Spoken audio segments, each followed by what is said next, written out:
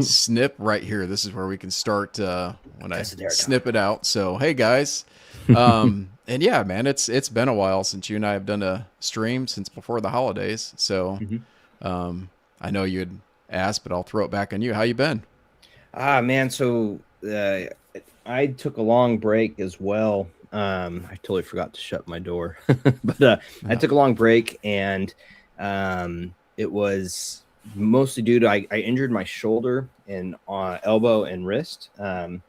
I basically tried to catch a very, very heavy thing, and I dislocated my wrist and elbow, and it transferred up into my shoulder, if an old shoulder injury. And so between Damn. that and just life, I just, I took a massive break. And then winter time's always hibernation mode for me. So Yeah. I tend to be like video games and sleep and shows. Leave me alone. Yeah, no, I get that. I know a couple of times I talked to you, you told me about that. You're just kind of like, I'm gaming, I'm good. Yeah. Actually, I've been getting way into like PC gaming. Like I just got this in too. It's that new Super Strike with the haptic like hits. Is that Logitech? Yeah, dude. I'm not a Logitech fan, dude. And I did not know about that one. it has I'm there's out of no touch. mouse click. It's a haptic feedback for the mouse click. It's Oh, wild. that is Um, wild. yeah. Can you like change? I'm guessing you can change the sensitivity of it, right? Yeah, he changed the sensitivity and all that stuff. I literally just had it for the past year. I'm still kind of getting used to it. Usually I have my the Razer, it's all dirty now, but I have my Razer Death Adder V4 Pro or whatever. Right. Because I'm old and I need all the advantages I can get in PvP. Yeah, yeah. It was funny, man. I was doing my last video. I was playing some Helldivers 2 with the buddy, and I was like, oh, I'll throw this on and play. I kept dying. I was like, you know what? I'm just leaving it in the footage. I don't care. People can see how much I suck at this game. Dude, it's weird. Like I also know that like I'm at the, we're getting old, and like my reaction time's not as good as it used to be, but like Yeah. I actually like clicked with Battlefield 6, man. I have a 2 point, I was all the way up to like 2.3 for a while there. Then I started doing all the challenges and I'm back down to 2.0, I think, right now for a KD That's ratio. And like pretty it good. clicked. Yeah, dude, like it's the best I've ever done in a Battlefield or PvP game. Dude, So not me. It's unless I'm like riding around shotgun on a tank, just capturing kills. That's about all I can do. yeah, I never asked you, and hopefully the chat's good, but I do have a fan going in the background. If there's like this low hum, I'll shut it off. It's just really hot when I got the door shut. oh, I don't hear anything. Okay, good. Thank God, because yeah, it gets hot. I got to show you something though, man. 'Cause Yeah. I remember I took a picture of this a while back. I know it's going to be delayed, so I'll leave it up there a second, but I got it. We got this lovely thing that is the Downmore. Yeah. So Valor. I was telling Josh he needs to shout out to collab with Josh. Dude, legit, dude. I was like, Josh, I sent him the picture and everything. He's like, dude, I need that. And I was like, yeah, Yeah. you should reach out to him and collab because it fits his like whole aesthetic and everything. So I haven't even opened it yet because I wanted to wait for the stream, kind of a celebration. But I can tell you that it says the aroma is ripe plums, citrus fruits. It's the Dalmore is one of my favorite scotches, Yeah. bro. So, it's very similar to the one I'm drinking, which is this Abalor. Nice. And so it's sweet. It has I've never had the Valor, but I've had the cigar blend and I've had their standard 12-year and I've had what's the other one that they have? I've had 3 different versions of theirs and I've never been disappointed in the Dalmore yet. So I've had 2 so far. This will be my 3rd, and yeah, I'll be surprised if I don't like it. unless it tastes like Josh's sweaty armpits, then I don't know. Yeah, then I'll send it to him. Yeah. Here we go. Well, sir, cheers to you. Yeah, man. Doing Cheers. another stream, and of course we're delayed, so Yeah. Hey Warren. Yeah, I think so. It's kind of like become my birthday present from my wife to go to SoCal Can Jam every year. So, yeah, I think so. I think that's still the plan. Warren, how's it going? And by the way, yes, this is damn good. Wow. Yeah, So smooth. Wow. dude, that's fantastic. Try good it. scotch, You see dude, is fantastic. Yeah, I might have to just to actually. So, fun fact: I was helping Josh. I don't know if I'm allowed to talk about this, but I was helping Josh on a project, and he's going to announce it soon. And it's that's another thing I've been busy working on, was helping him with a video that he's been working on, a film, and that was super fun. I'm excited for everyone to see that. But nice. Anyways, it's funny because like Josh, we played. You know, I help him a lot with in the background a lot. So we always chat about fun stuff like video games, playing games, all that fun stuff. Cool. Yeah, and I know he dropped his. You were talking about his Tessidera video, which, like I said, I haven't caught it. I'll watch it after I finally do mine. That's just how I am. But dude, it's almost depressing. Like, no, if it, like the dude has cinematography down so good. Like, it's like I could just watch his videos on silent almost, just because it's like it's so clean, man. Like, it's wild. He does. He was you know, I told him when I met him, I was like, he was one of my inspirations for why I do some of my B-roll. Doesn't even come close, but it's still, it makes it like special, right? So I'm over here like, wee.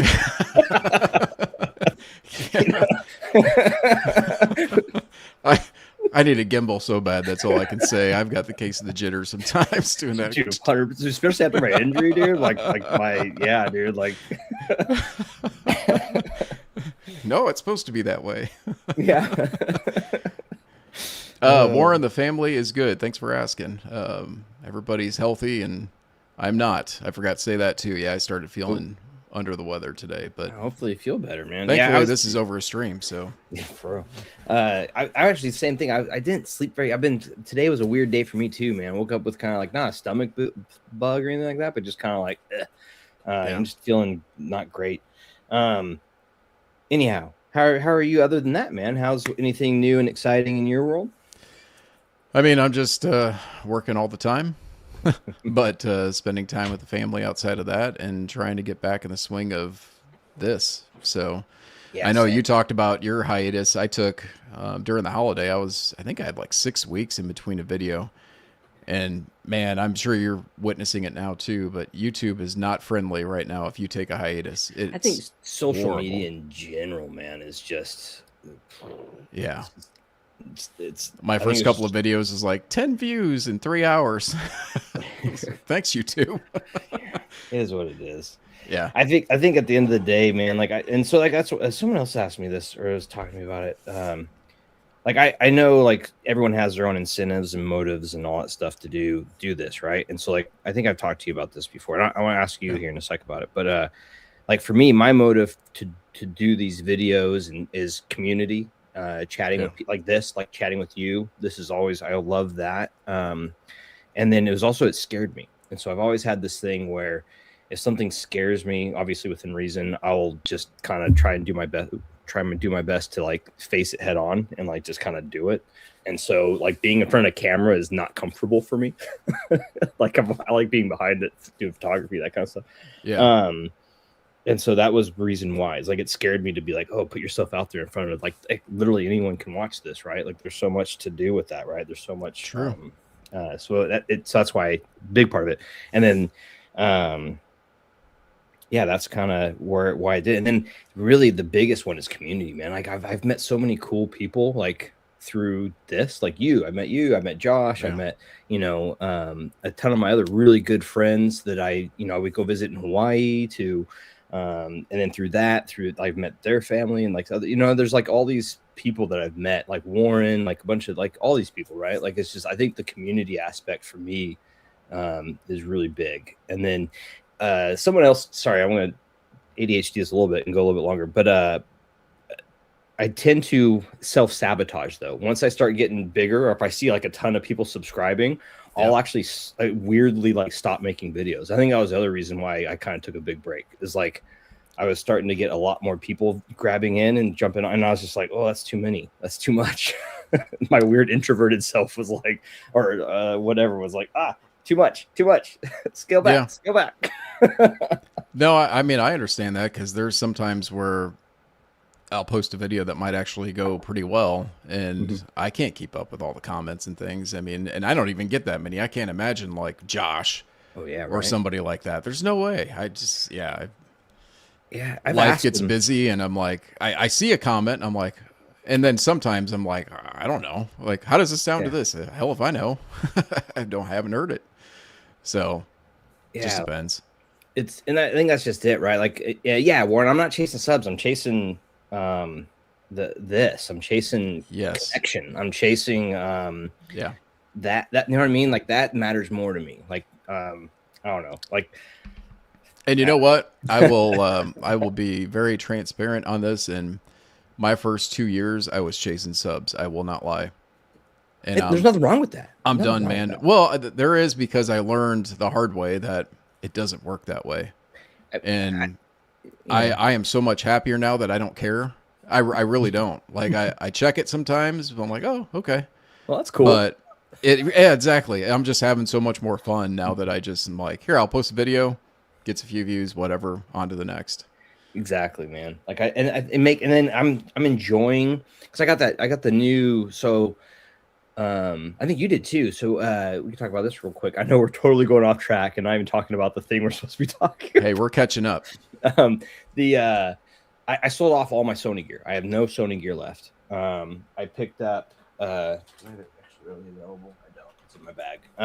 I picked up I'm a Leica photographer shooter, but then Yep. I sold all my Sony gear and I am now a Hasselblad. I picked up the Hasselblad X2D 2. And so I use that for my photography as well. So between my Leicas and my Hasselblads, those are my photography cameras. And then I have for video is this new Lumix S1 II. And I'm old. I'm realizing I'm old after getting this camera because there's just too many options. Too much. And I'm like like a Yeah. caveman.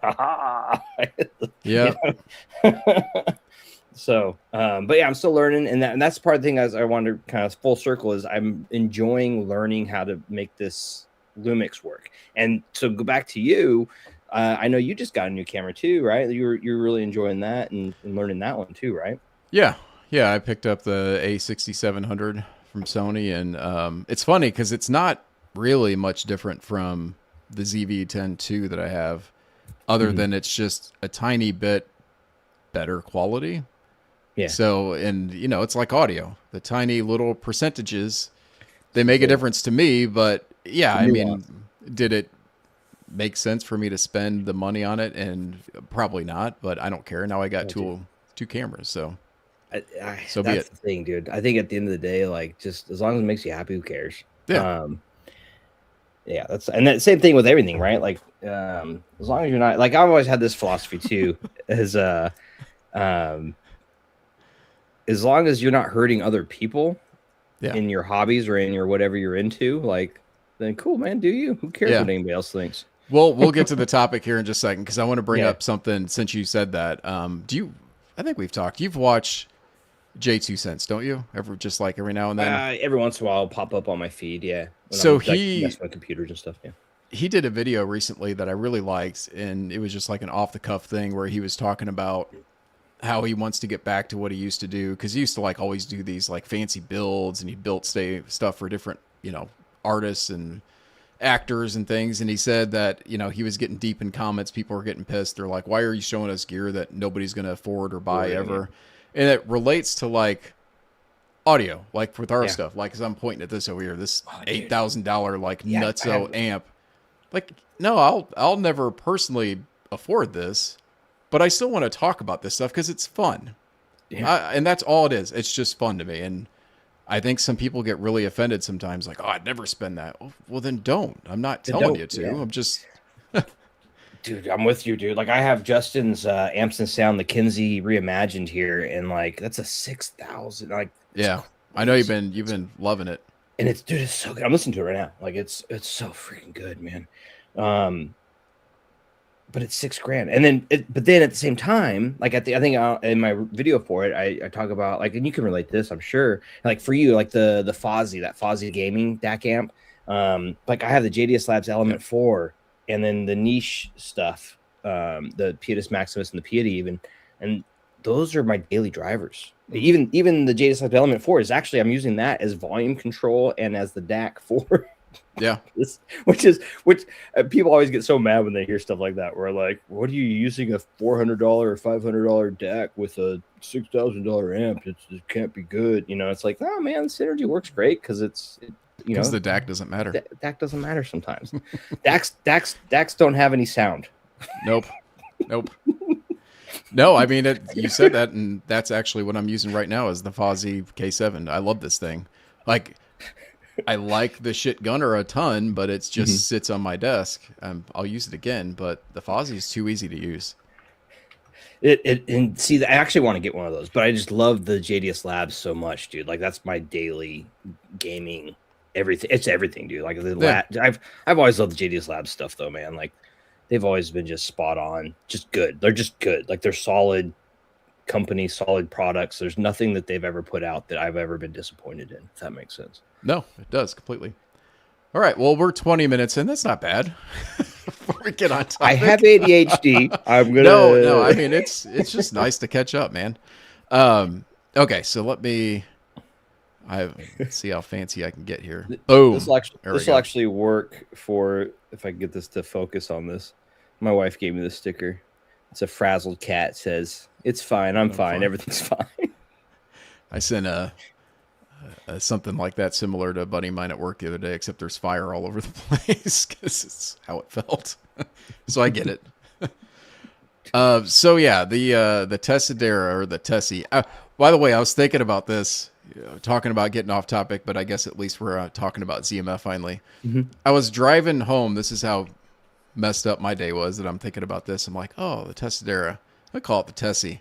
There are other ZMF headphones that you can nickname. I was like, that doesn't really work with Ori. Doesn't work with Atrium. Addy. It's like Adder. The Addy for the Atticus is like, yeah, I wouldn't call this the cow. The cow. The cow clo. Caldera could be the cow. Hey, cow. Yeah. Or the at. The at, yeah. You wouldn't call it the oat. Oat. I like it. Well, yeah, see, Bach, he gets it. Yeah. The Bach clo. But I was like, yeah, you could call it Tessie. I kind of like that. Yeah, for real. Anyways. I love it. The guy outside asked the Kinsey OG version 2 compared to the new one. I think the biggest thing is he has speaker outs now and a little more power, and so you're getting 1 watt of power. Sorry to derail. Real quick. I'm just going to do a quick TLDR. I think it's basically the original V2, and he better components. It's upped. There's a little more. The power difference is pretty massive. And because I love the OG V2, like that was also my favorite headphone tube amplifier. That thing it's so sweet. And basically the new reimagined one is basically that with more power and just kind of that sweetness and full richness that it's known for is still there, and it's still that same signature. You just get a lot more power and a different case for it. Nice. Sorry. No, you're good. I know when I talked to Justin, he always told me like start with the Kinsey if you ever get an amps and sound. Dude. Yeah, the Kinsey is like legit. Like, yeah, man. Like honestly, like dude. I have the Nautilus. I have a KT88 Nautilus, and I'm trying to sell it right now, basically to swap out for the Kinsey. This new Kinsey reimagined. Like, if that tells you anything, like I'll trade in my WooTube Mini. It's like no. It's only a slight price difference. It's fine. A little bit. Yeah. Oh man, that's funny.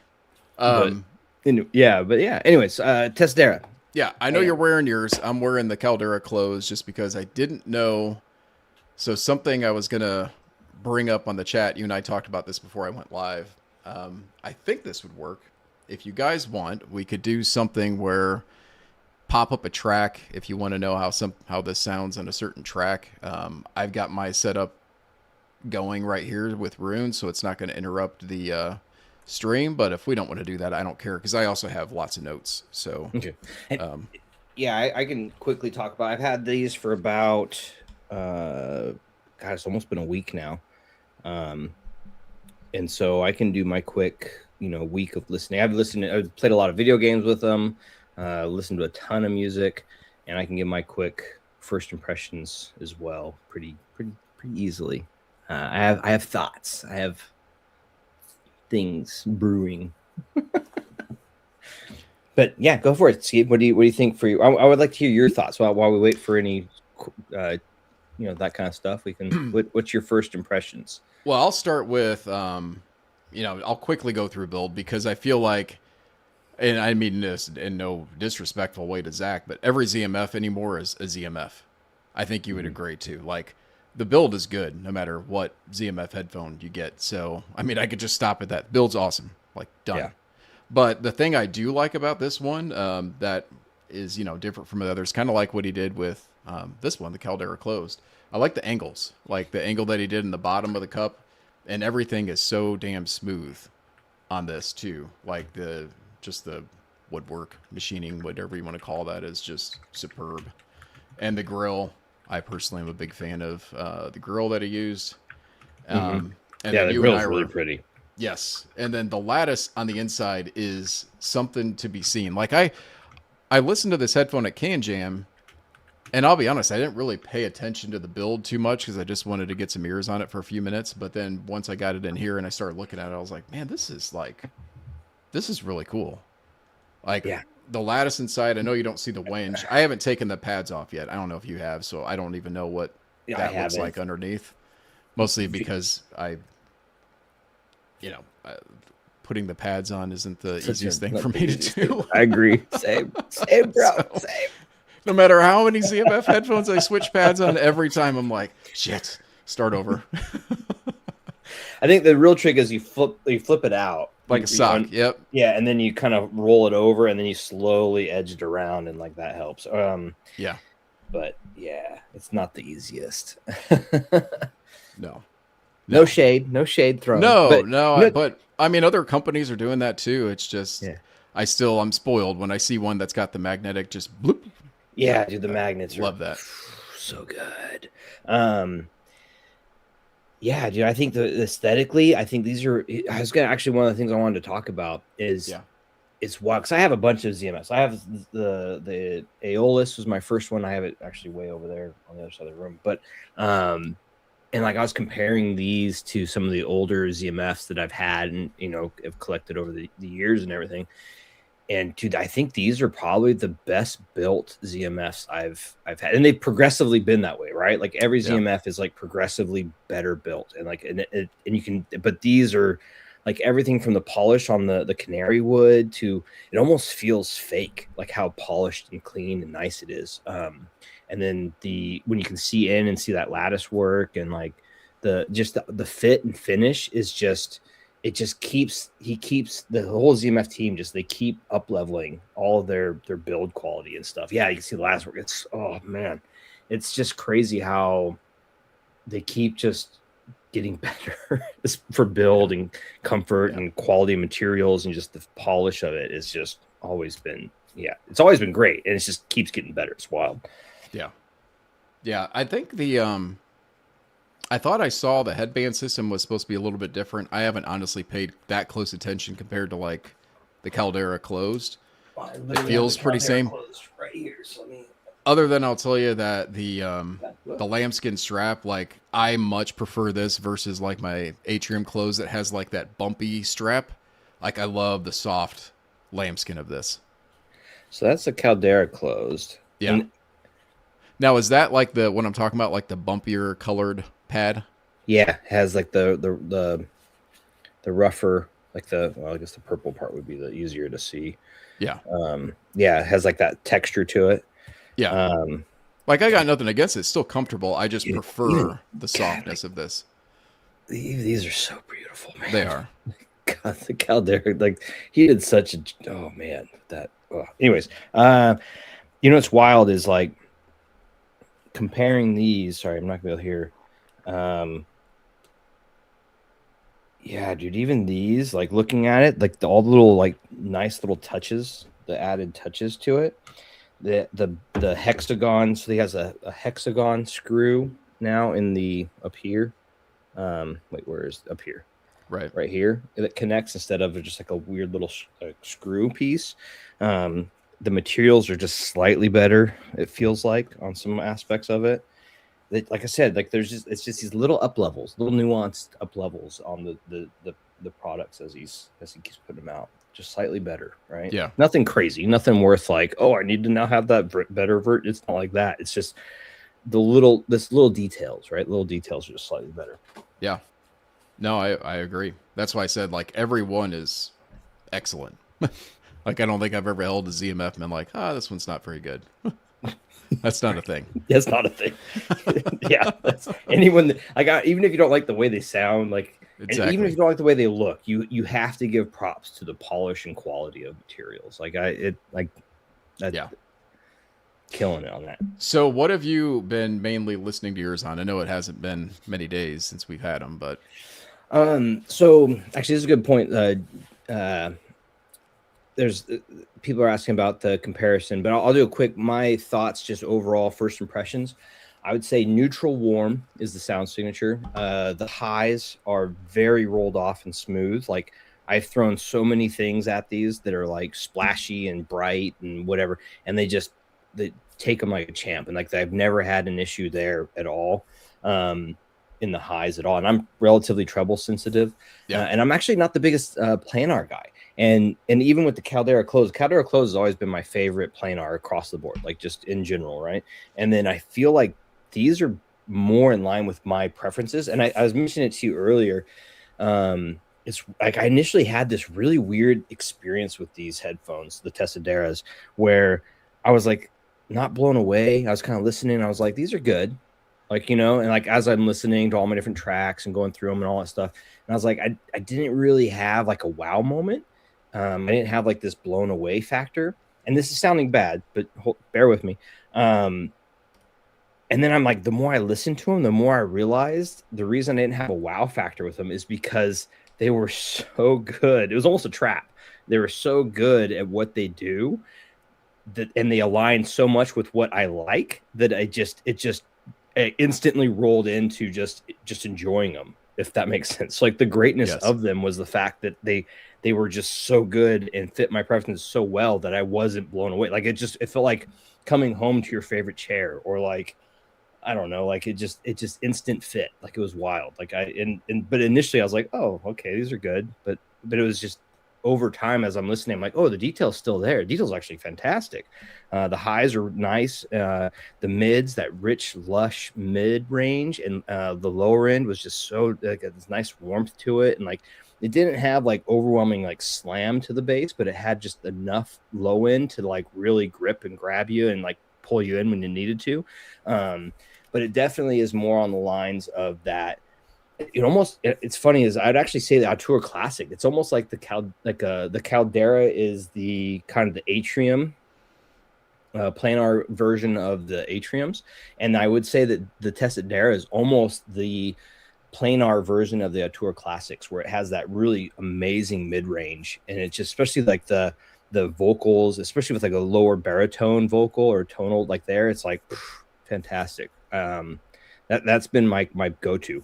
The one negative I will say is this: gaming with these is not optimal. Like the stage and imaging is good, it's fine, but it's definitely not a super wide stage, or the imaging is good, but it's not like deep or like you know what I mean? Like I don't know how to explain deep. Like I know something's coming from over there, but I can't quite tell if it's like 10 feet, 15, 20, 30, 40, you know what I mean? Like I can't, that's the problem I get with these as far as for gaming.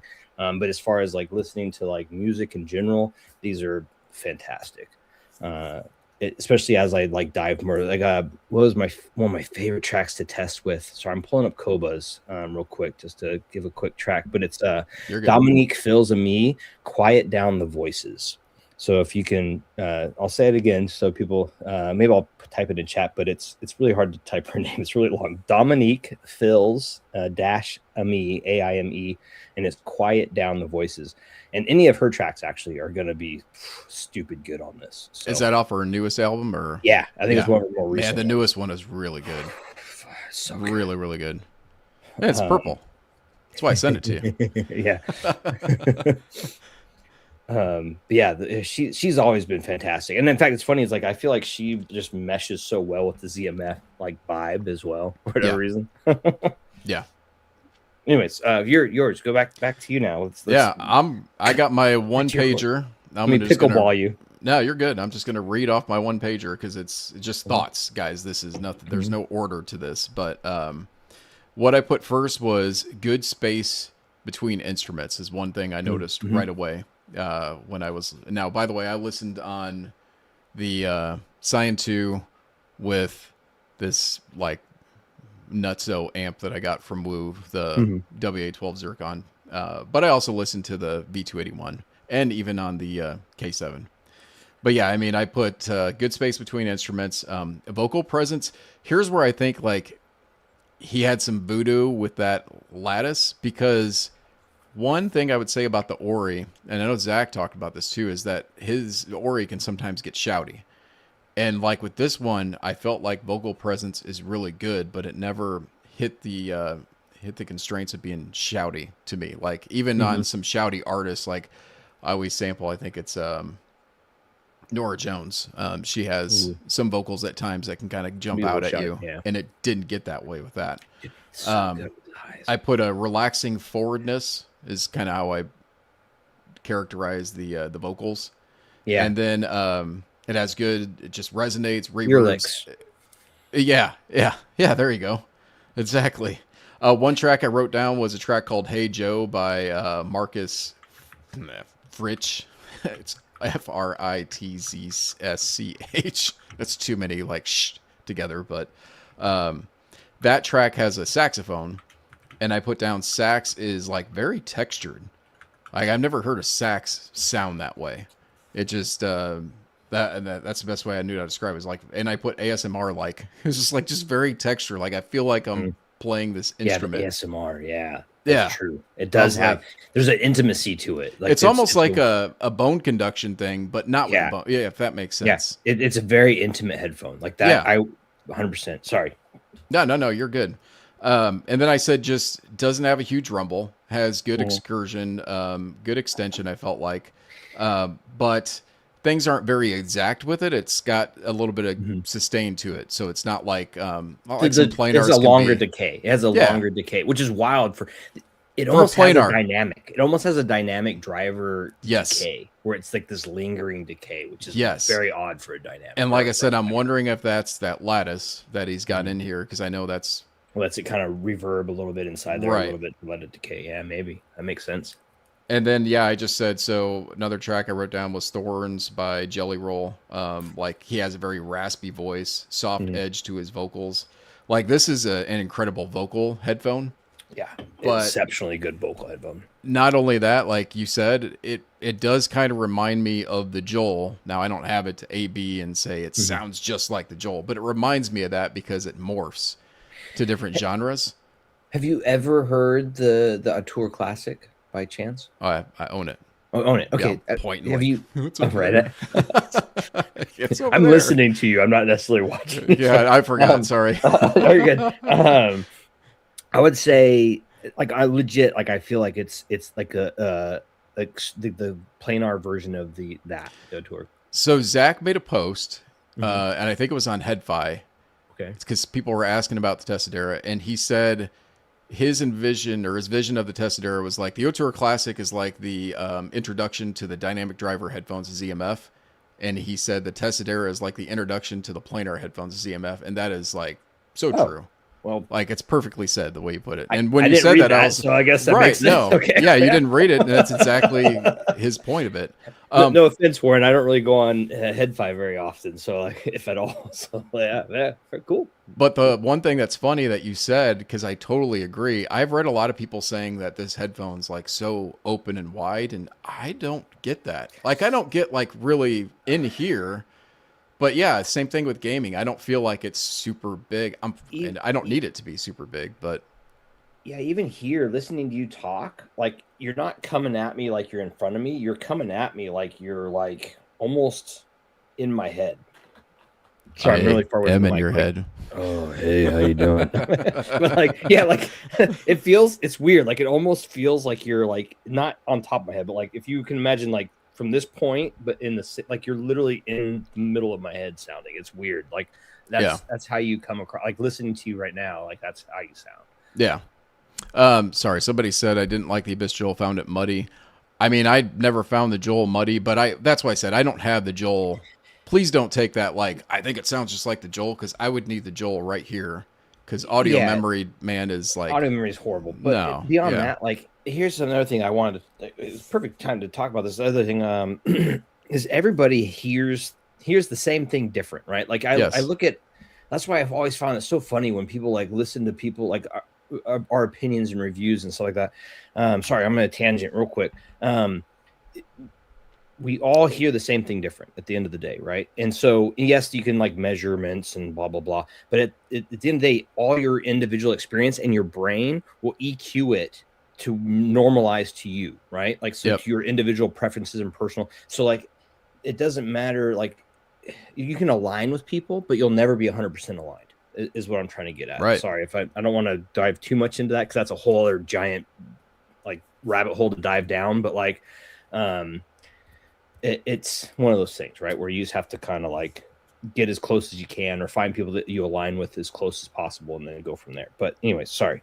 Yeah, no, I agree with that. I mean, just like you were saying, I feel like you and I have similar preferences, but we still differ on things. I remember, Yeah. I mean, I've owned a couple of Hyphaman headphones, and I've actually enjoyed them. Stupid. But it's how people differ. Yeah. For 100, and dude, I'm a known Hyphaman hater, man. Like and I'll wear that on my sleeve. Like I don't know what like. There's multiple reasons for it. Like I can understand that Hyphamans are good. Like they make some good products. I just personally like, if I take myself out of the equation, they have good headphones, right? If I put myself back in the equation, I don't like them. That's just really what it comes down. It's kind of like the same thing with oh, well, this is going to be a terrible example, but just in general, I'll just say like it's like a train wreck. Once you see it, you can't unsee it. Once you hear certain something you don't like, you can't unhear it. Kind of like Hyphaman, I feel like in general, it's probably one of those things. Just like when you talked to me about Crinkle and Planars, and I never paid attention to that before ever until the Ori, and I was like, damn it, now I hear it all the time. Dude, you know what's wild? I don't have it with these at all. No. Like, not even a little bit. Like No. it's crazy. Like I get either. it with, I think the Caldera is also, I don't really get very much crinkle with these at all. I don't have any of these. Can still get it every once in a while, but like these are like non-existent crinkle. So I don't know what he did with the drivers there, but like almost all planars get crinkled to some level, right? Like especially over time. But like one of those things. Yeah. Wow. Chat was asking about have either of us tested out Handle's EQ? No. I mean, I have, like I said, I've only listened a couple of days so far to this. Yeah, mostly just straight stock right now. I'm actually after I did watch Josh's video, and like I don't necessarily fully align with Josh either when it comes to like my listening preferences. But we do have some similarities, and I think that I'm really excited to try the thicker pads that came with the demo. Me too. And because he was saying that actually gives it a little more stage and a little more sorry, the imaging and stage and a little more depth and stuff. So I'm excited to try those. And he said it just kind of made it a little bit more enjoyable, whereas the stock Caldera pads make it super intimate and super mid-centric, and so I think that's how I feel about it. So yeah. No, I remember at Can Jam day one, I listened to the Tessidera, just stock how it was, and day two I listened to it again, and it was a completely different experience. And then I looked and I'm like, oh, these have the thick pads on it, and it was hooked up to Mojo 2. Now the problem is I have no idea if the Mojo 2, like if somebody messed with EQ on it, because they could have. But I can say on day 2, I was like, oh man, this bass is nice. I didn't hear that in day 1. But again, it was on thick pads, so yeah, I do want to test that and see. I think that it's going to be one of those. I'm excited to try it. I'll probably try it since the stream's done or this weekend, but I'm excited for it. The big thick pads. But yeah, and so Warren was mentioning. Have you heard these two, the Omnis? I actually heard the Omnis just only when I've been to the ZMF at like Cam Jams like that. I've been hunting for one of the Purple Burst versions, and so do I. They're way over there. I can't grab them. But my original Verite closed. I asked Zach, and this was like when the first colored ones you could get was. I asked Zach if he would make the Verite closed in that Purple Burst that the Omni originally had for drop. Nice.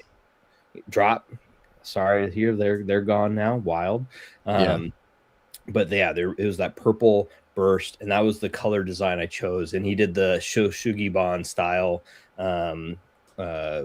Verite close for me with the Purple Burst, and it's been still one of my all-time favorite headphones. That's very cool. Now that's where Ori came from, right? Was the Omni, from what I understand. Omni, yeah, and the Omni there's a headphone that already named the Omni, I think, so he had to change it, and that's why Ori 3.0, because it was the Omni originally, and then it went to Ori, and then Ori.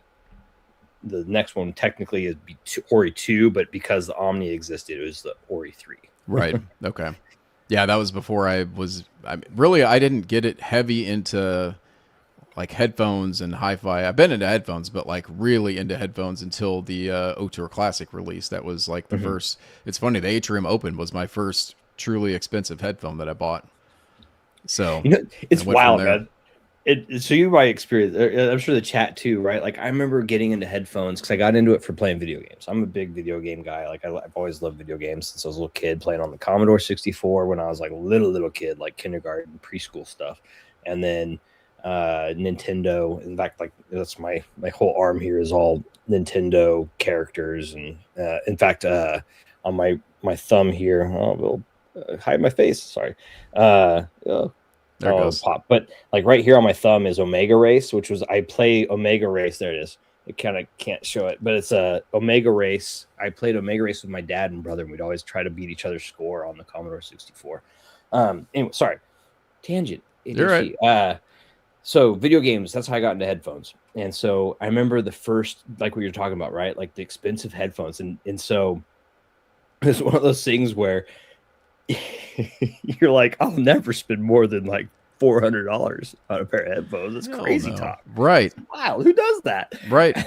And then I bought I finally just bit down. And then once you break that threshold, all of a sudden like the floodgates open. Because I bought it was the which ones did I buy? I bought started with the Sennheiser stuff, and then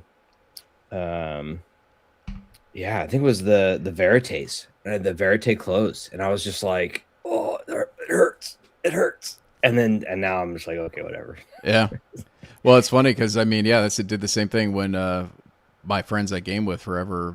When I told them I was getting into doing a YouTube because I was heavy into headphones. Now they knew I was heavy into audio, but the first time I told them about a headphone, like I think it was like Focal Clear. They're like, It's what? How much? The Focal Clear, yeah. Like anything over 150 was absurd for us, and I was like, yeah, it's a little bit more than that. And that was when it was 1,000 still. So yeah, no, just like you said, then down the rabbit hole you go. So yeah, then next thing you know, you're having multiple thousands of dollars amps and DACs, and then you get into speakers, and it's like, what the hell? So I think to wrap this up, I think you already said it. About anything like initially that you dislike on the Tessie, but see, there we go. I'm going to call it the Tessie. The Tessie. I would say that my biggest dislike for the Tessie is the fact that it doesn't game well. Like I can't transition from listening to music to playing games like rapidly. I think that's my only complaint, which is dumb. It's a stupid thing for me. Like it's not really, you know what I mean? It's just one of those things where it's just my. I think that's my biggest complaint, which is a wild crazy complaint for an audiophile headphone that costs $2,500. Right. Which honestly, here's the thing though, the fact that it costs, like, this is gonna sound so bad, but like these are actually cheap for how good these perform, if that makes sense. Yep. When you compare it to like everyone's keeps going for these gigabuck. I mean, these are gigabuck, but like super that keep going higher and higher in pricing, right? Like I feel like these actually are good, right? For like the price point, like these are solid. Like in all truth, I didn't really know what the price point was, to be honest with you, until got like a day or two ago, and I kept thinking these were going to be like $3,000+ headphones. Yeah. To give me an idea. Yeah, I mean, I like what he's doing with the price to make it more. I mean, I know we say entry level, and others are like entry level, but I mean, yeah, for ZMF, like entry level. But yeah, I do like the pricing of it. I got to say, like for me, the only thing I would say, and this is a preference thing. This is not a knock on the headphone at all. Is I just want a little more bass, but I want to see with the thick pads if that adds that for it. So that was my same thing with the Atrium. I'm the nut job, only one that you would ever talk to that didn't like the Atrium Open quite as much because I wanted more bass. However, I never tried it on tubes, which is something I should have done. So if I have to go between the two, I prefer the Atrium closed. Which do I have that right here? I do. Yeah, and that's what I got too. And so I actually prefer the Atrium closed to the Atrium opens. And I have so Josh has my Atrium opens currently, but these are my Atrium closed. I should have sent these to him. He would have probably got a kick out of these. Yeah, the Atrium closed are still one of my all-time favorite headphones. Yep, me too. But they are, at least in my experience, probably one of the more picky ones with amps. Because there's times where I listen to Atrium closed and I'm like, this actually kind of sucks. And then if you give them enough power and juice, man, they open up. I think that's that synergy factor, man. Like that's one of those things that's wild is you have to really, the synergy matters, man. Like it's one of those things like people always talk about, like it's so funny, like people are like, oh, like the DACs don't matter, or like the amps don't matter, or they all sound the same, blah blah blah. And that's such a fallacy in my experience. Sorry. So if you believe that DACs don't matter, more power to you. Same with amps. But at the same time, my experience has been if I pair headphones with amps that don't power them right, or the DACs don't synergize with it just right, with the amp even to like the whole chain, like it can get real ugly fast. Like I've had where I listened to something at like a friend's house and I was like, oh, this sounds kind of bleh. And then I got the demo unit of them, like the headphones in, and I had it on my chain. And I was like, oh, these completely sound way better in my opinion, like way, way better. Like, and I think it just comes down to that preference factor, right? Where you built your chain around what you like. And so when you put headphones or a DAC or an amp, or like you put something else in that chain based on your preferences, it's going to hopefully synergize properly and get you to where you want to be and not necessarily off where somebody else would want to be. And I think that's the biggest like disconnect for a lot of people is they don't understand like that. And that's the biggest like friction as well when it comes to like the reviewers or measurabators or measurement people, and like that can be where, and then when you get people new to the hobby, they don't know where, like all these confusing things thrown at them like that, right? Where it's like, just take your time, find what works for you, and eventually you'll be in a place where you'll just be happy and enjoying what you like as you input new things. I mean, it's just like when I saw, I think it was Zach that said it. Somebody was talking about the Atrium Open, and it was a post, I think, on Headfi, and somebody was saying that, you know, I find these to sound lean and kind of just not exciting, and, you know, I don't know. I don't like them at all. I don't get the hype, this, that, and the other. And he said on there, he's like, well, what amp are you driving them with? He's like, this is a headphone that if you don't give it the power, if you don't give it, you know, what it needs. You pulled out a little Apple dongle.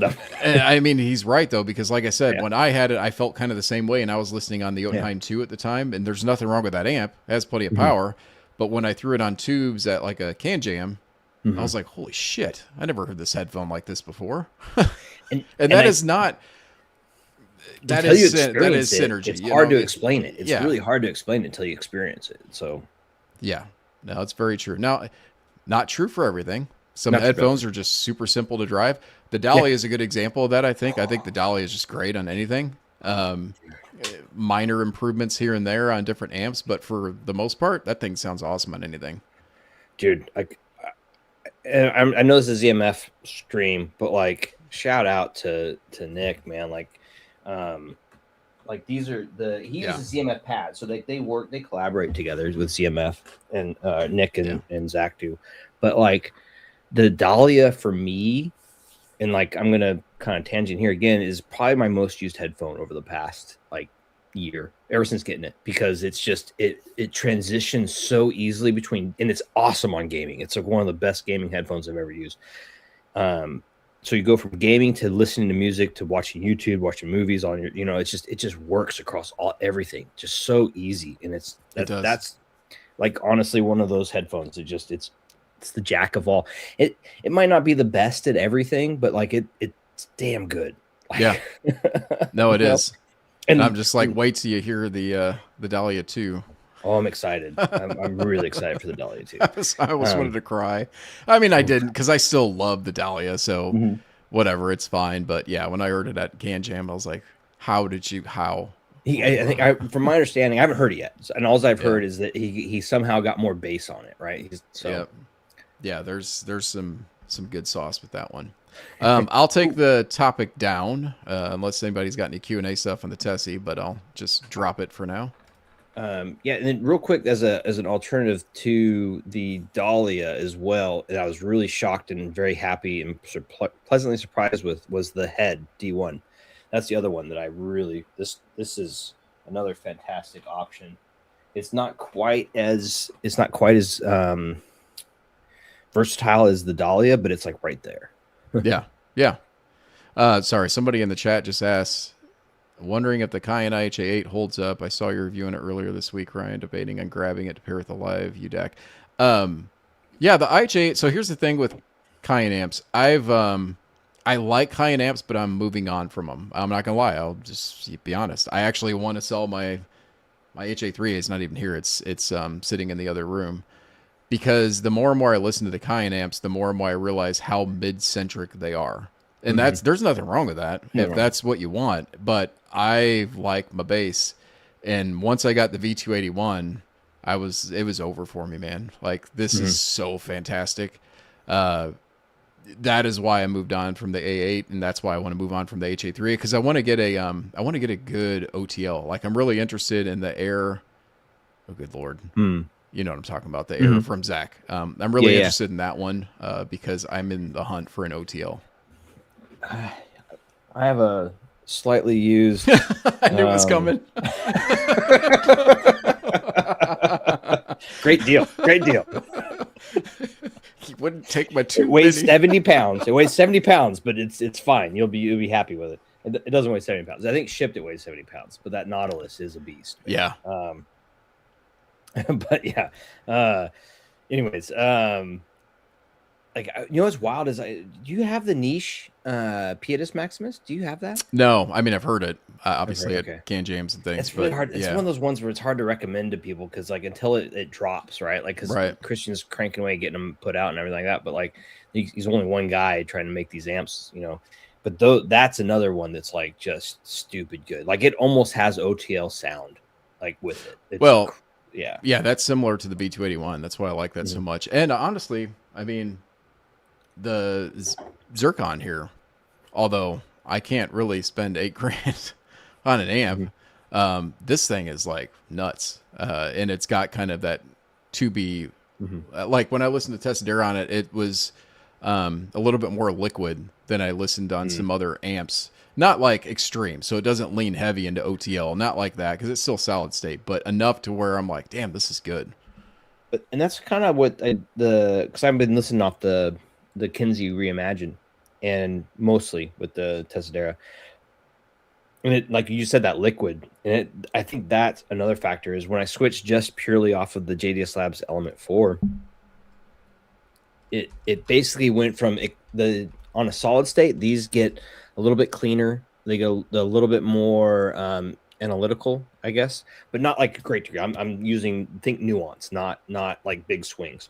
But when I put it on back onto the Kinsey, and or like I'm assuming how you did with the OTLs and that kind of stuff, is it just that sweetness, that richness, just kind of like it's like putting on a nice sweater, nice blanket. You know what I mean? Like it adds that intimacy, like a lot more intimacy back into the experience of listening to these.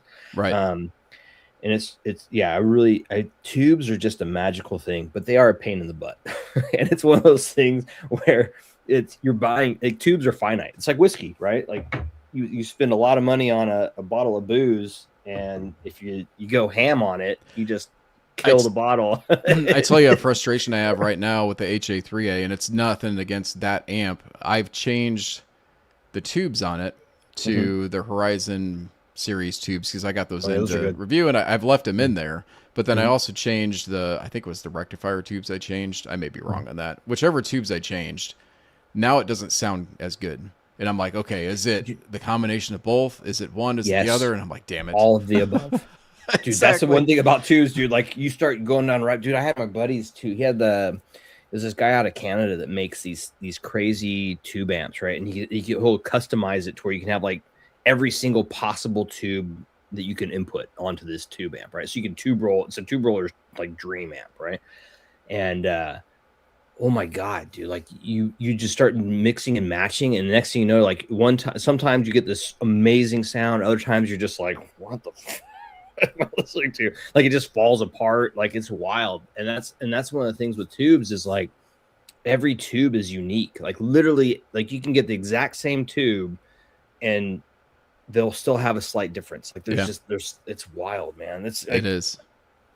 And that's one thing with tube rolling, man. And then once you get a solid, like I have on my my ECP T4, right, which is one of my all-time favorite tube amps. They only made a couple of them, and I don't like talking about it too much because it's one of those super rare, can't get kind of things. But I have some like really expensive, nice tubes in that thing, and I'm afraid to use it because once those tubes are gone, I'm afraid like how it's going to change the dynamic of the sound, you know?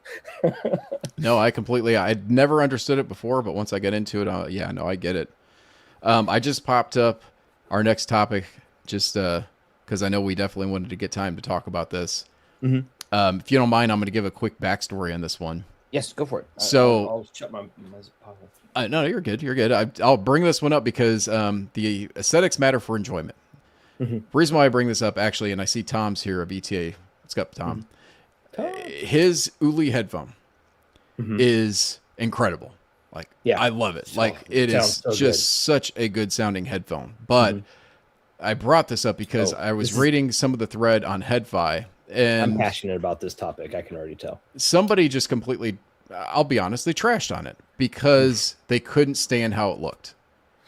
And I was like, and so once they put it on their head, they're like, yeah, and then it didn't sound that good. And I'm like, did it not sound that good, or were you so upset that you didn't like how it looked? The latter. That you never gave it a chance? I think it's a bit of the latter. There's a psychology behind this. Sorry. Yeah. Continuing. Sorry. Well, no, that's it. That's the backstory. Okay. So you can go right ahead. That's why I wanted to bring up this topic. So, like, I love psychology. I'm not a psychologist. But I love like psychology. I love thinking about how people interact with things. I love, it's just, I find it fascinating. Right. So, so anything I say is just purely my own, like, whatever, right? It's not, there's no science behind it. It's just my own thoughts regarding this stuff. But I do think that the way things look matter. Like, it's almost as important as the build and comfort as it is to sound. Like, I think I was telling you this before, like there's a triangle almost, right? And you can make it bigger. That's kind of like the video I did where I did that, all the points, and I kind of made that blob. I think that those things factor heavily, right? So if you have something that looks bad, it better sound amazing, right? And it better have really build or comfort. One of the two, you know what I mean? And it needs to balance at least two of those if you're gonna, or it needs to be an equilateral kind of thing, right? Where I think, like, and so with the ETA guys, especially Tom and the Toms, right, those guys are creating things that just sound so damn good. and they're comfortable on the head. Like, I'm not a big on-ear guy, but most of their stuff has been on ears, and I don't mind it because it sounds so good and it's comfortable. Yeah. And like once they're on your head, you don't see them, right? But I can understand, like, because humanity is a very visual species, if you will, and so we love things to look cool. Like, I have a Grumpy Goose stand here that he sent. This is one of the 3D printed ones that he hand painted, right? Like, I love the way it looks. I have a case behind me that's full of action figures and controllers and statue things. I have, you know what I mean? Like, I even have, like, actually right here, Ninja Turtle. Like, Right. aesthetics matter. Things that visually appeal to you will translate greatly into your appeal or how much you want to interact with that thing. And so I even had a thing where, like, a long time ago, I talked about ZMFs, especially, right? Like, I have a huge collection of ZMFs, and like, I'll sometimes gravitate based on looks. I'll be like, oh man, it looks so good that I want to just grab it, hold it, and then put it on my head and listen to it. That matters, right? And that's a factor. 100%. People, you can't not take that into account. Now, you can take it into account and go, I don't care, because I'm focused so much, like the ETA guys, on the sound being as good as I possibly can make it. And I think that's equally as important. And so, like, no shade on the ETA guys. I think they're doing phenomenal stuff. And the Uli is, like, I'm excited. Like, I actually pre-ordered the Uli. I actually am. I'm like, Tom, where's my Uli? like no joke, right? Like, I loved that thing. Like, it was so unique too. It just had so much weight behind the notes and the tone, and like everything. It was just weighty, right? It just sounded so good. So I mean, those are things that I think are very important. And so I went on a tangent or like not a tangent. I went on a soapbox, but like, I do feel like that is very important. Aesthetics matter.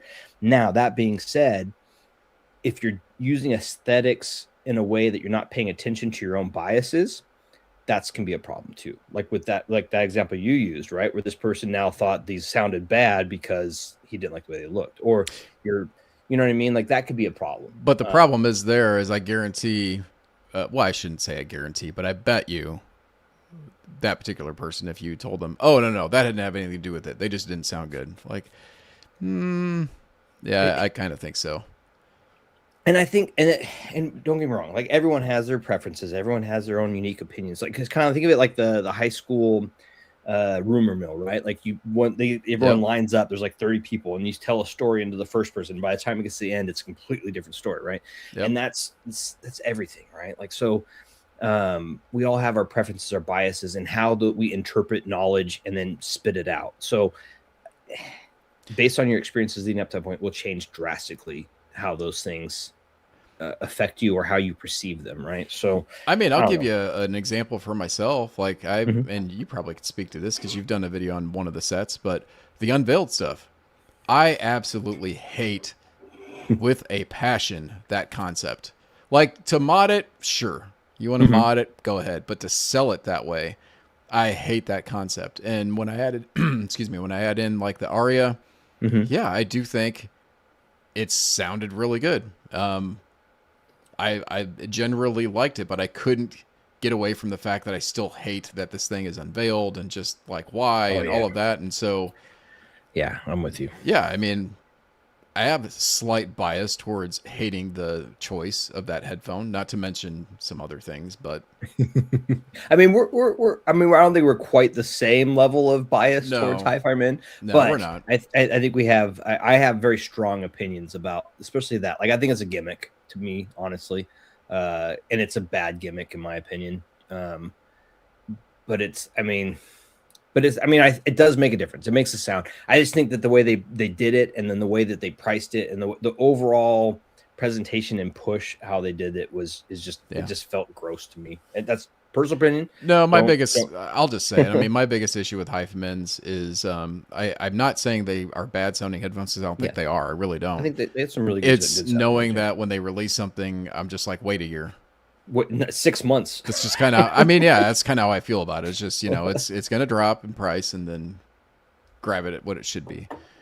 I hate to say that, but there you go. Yeah. That just helps somebody out if you want to hype them in a headphone.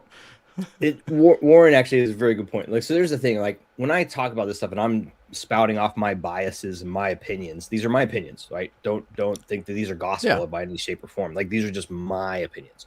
I don't think I'm right for everybody. Right.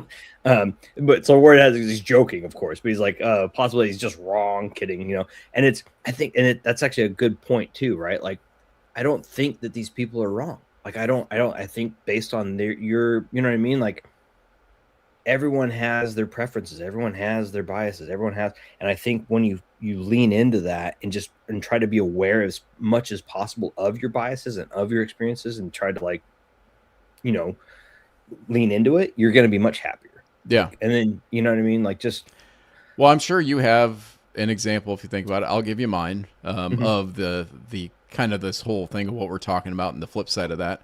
One of the coolest looking headphones that I've ever experienced was the YH5000 from Yamaha. To me, like personally, to me, like the aesthetics of that is like a freaking Death Star like looking headphone. I love the look of that. Agreed. It is so dope. When I got it in, I was just like, oh, this thing is awesome. And then I listened to it and I was like, oh. Yeah, there's a flip side to everything. There's a flip side to everything. Some things could look amazing. Like I was saying, like there's that triangle, right? Like it could lean all the way into aesthetics and sound like ass. Like, excuse my language. Yeah. Or the build quality, you can literally pick it up and be like, oh, it's so pretty, but it's paper mache and it just melted. Oh crap. Like you know, like honestly, it's been my experience with a lot of Fostex. I think Fostex are beautiful headphones, but I haven't jived really with dude, they can be so hardly any of them. So bright but so thumpy. Like, I love the bass on them, and I love the bass on them and the look. But dude, the polish that they go into some of those Fostex, especially the higher end ones. You ever watched like the videos where they go into like how they polish them and make them and it's cool. It reminds me of bowling balls. I've always said that. Like, it looks like a process of making a bowling ball. I'm actually still mad. I actually I think my brother has them, but like a pair of Purple Hearts I had, the purple Fostex from Drop, and they were my favorites, but they're V-shaped as all hell, man. The highs are just too high. They're too sharp. They get that almost hi-fi man stab you in the ear balls kind of factor, right? Right. Get flashbang. Yeah, I mean, I don't know if there's any more to say on aesthetics. I think we've nailed it because you and I talked about this over chat, and that's why I thought it was a great topic. Because, I mean, I don't know if chat's got anything to add to that, but I do. I mean, I think it's a legit thing that well, IEMs for that matter. I mean, IEMs are the smallest thing that you stick in your ears, and you know, someone was asking about IEMs earlier, and that's kind of the same thing. Like flip ears is one of the most gorgeous designed IEMs. Like, I love what Aries Salas does with his IEMs. He's somebody I can think of. Campfire, I think Campfire does some really cool stuff with their IEMs. I don't always love them, but I like how like unique they can get. And so it's kind of the, you know, same lines. Here's I think that IEMs are amazing. I don't personally get along with them, which is like, I love what IEMs are capable of.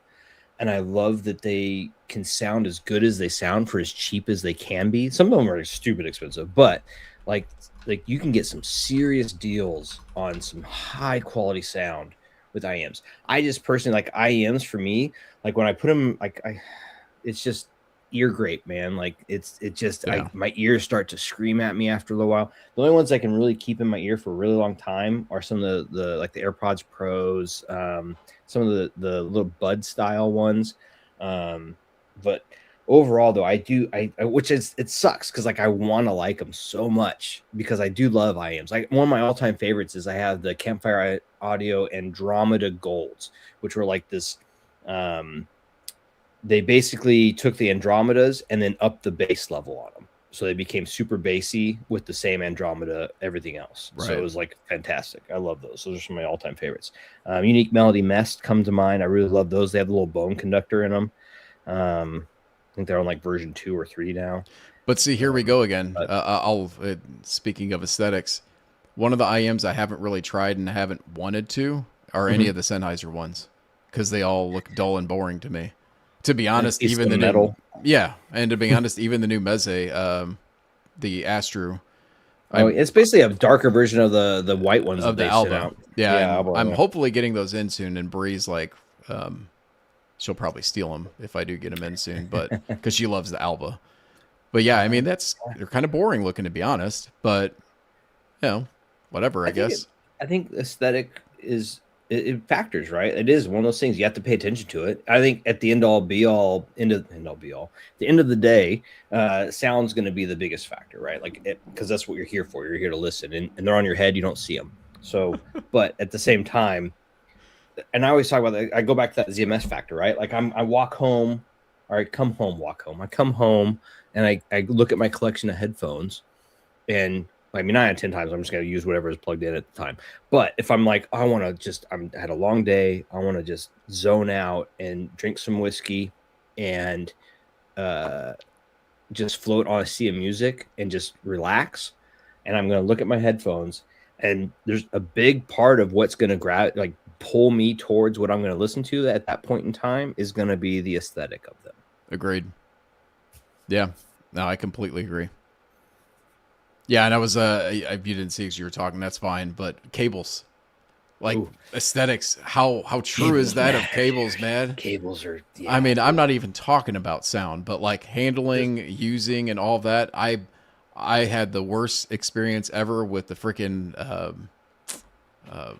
7000 from Audio-Technica cable. Oh my god! That thing. Oh my god! Hated that cable so much. Literally had it right here. Oh my! Like here, I'm gonna. Okay, oh yeah, that's right. You do. I forgot. I said yeah. So this is what he's talking about. This is the flagship Audio-Technica. It's like so bad.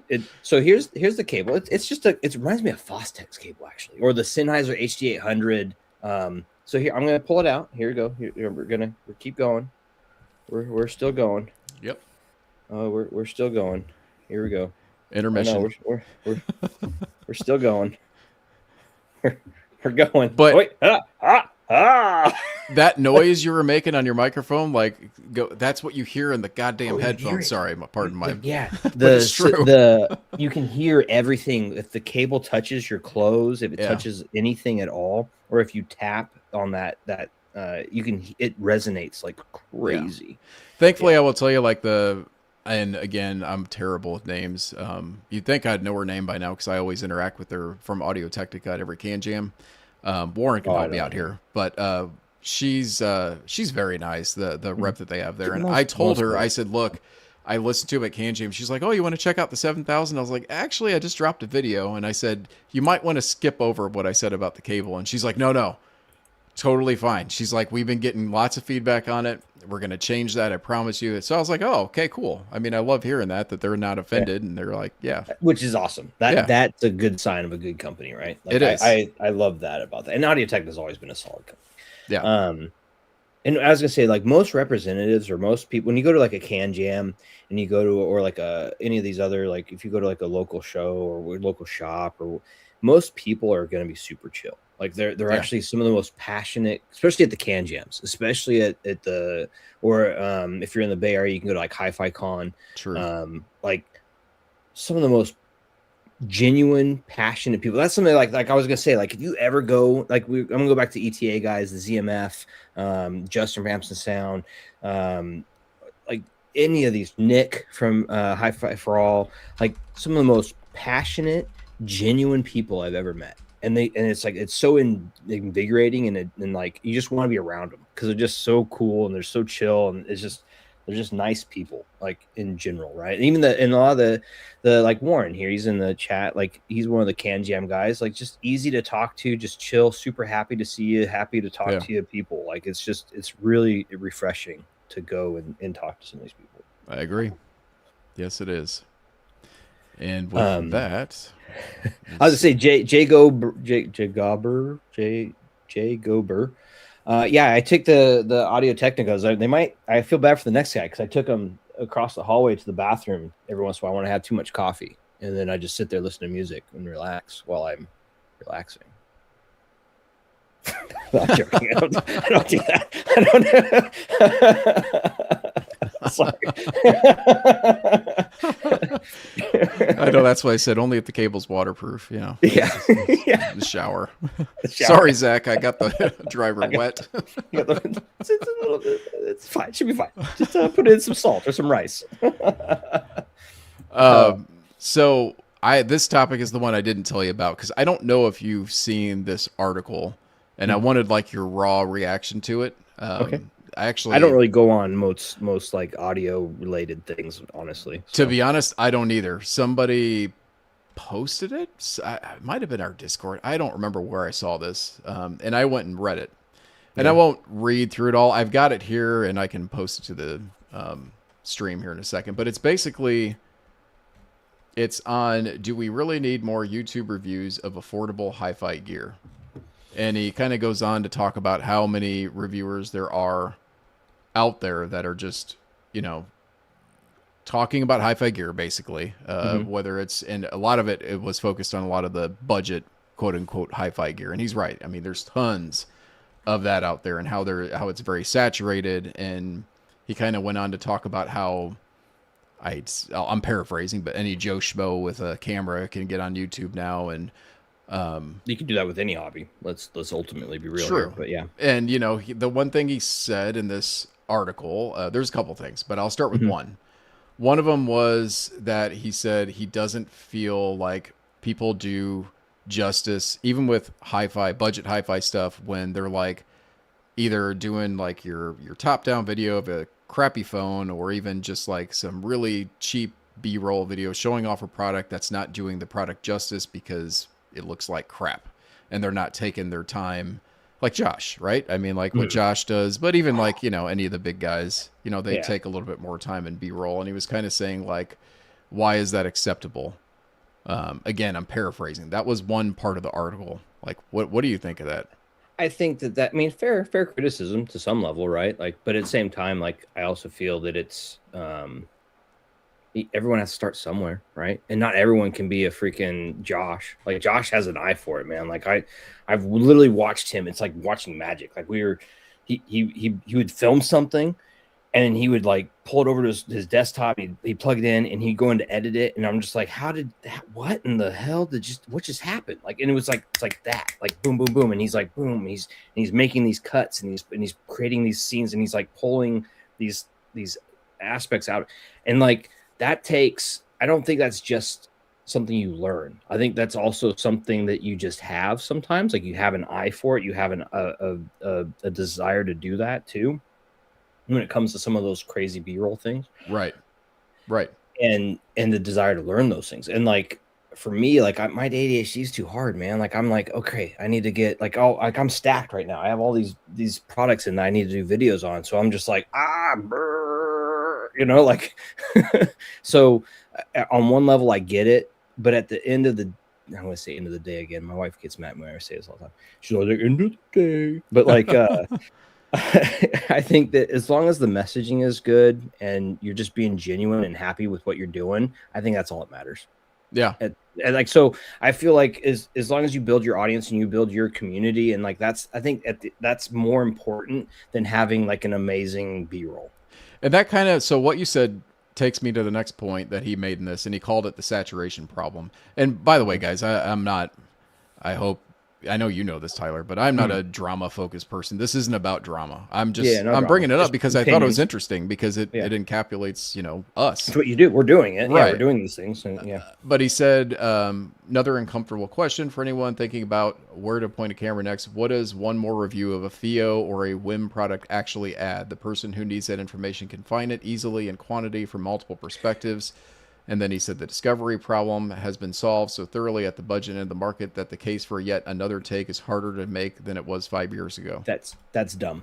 I don't agree with that at all, because I feel like, once again, I'm going to go back to the aligning with different people's opinions and views and experiences. I feel like everyone has a unique take and perspective on things. And so if you limit it down to just the gatekeepers, that's gatekeeping to me. That means only these people's opinions matter and no one else's do. And that's when things go sideways, in my opinion. You can't have cults of personality, right? Like, I think that's when things start to go sideways. And when you allow for more experience to come in, and like everyone's experience matters, like everyone in the chat, right? Like just because we might not think the same thing on different headphones, that doesn't mean you're wrong, doesn't mean that your take is bad. It just means that's your take. And so we need to, that's the discourse, right? That's how we have a discussion and how we can learn and maybe get better at listening for ourselves, right? Like, oh, I never thought about listening to this, or hey, let me listen to this track that this person just recommended, and oh wow, I heard this now. Oh, or X, Y, and Z, or hey, I didn't even know you could listen, or like I didn't know this little aspect of that headphone, or you know what I mean? Like there's so many little things that you can't just have it be a gatekeep kept thing where it's only like one or two people doing all the views or reviews, or like, you know what I mean? Right. No, I agree. I mean, that's kind of what I feel on that too.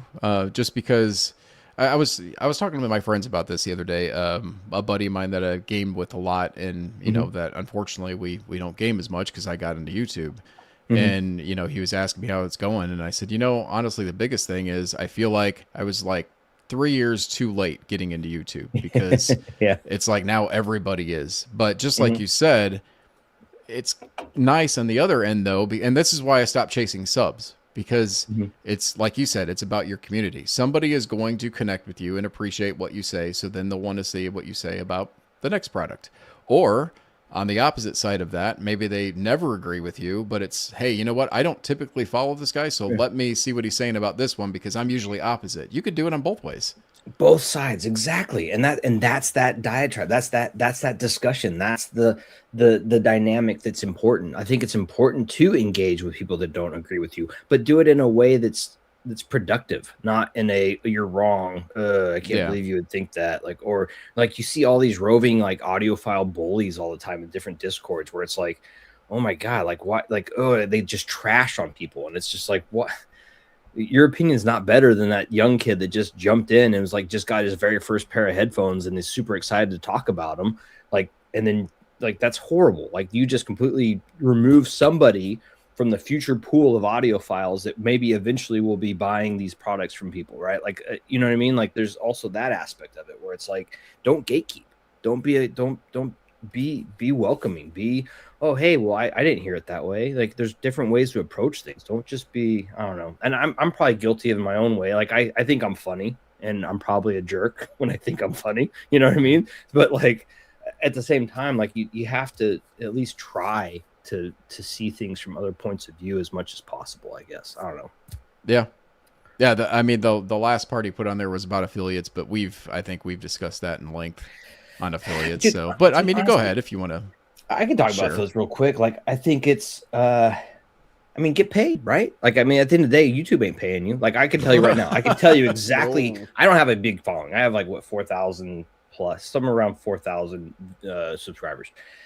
I get paid, and I've been doing this for a couple of years. So like, it goes all the way back to all your videos. So like, my most watched video is the name Nate, which I have. It's my Kef speaker amp, and it's probably my most watched video, and it's and I get comments on that, and it's years. It's been years, and I get it's in every month. It's my most watched video every month. It's wild, but like so those are the things that get you paid, right? There's this long term over time pay, but even with that, I make on average $15 to $20 a month, and YouTube only pays you out, or Google only pays you out once you hit $100. So I'm making like on average maybe $300 a year doing this.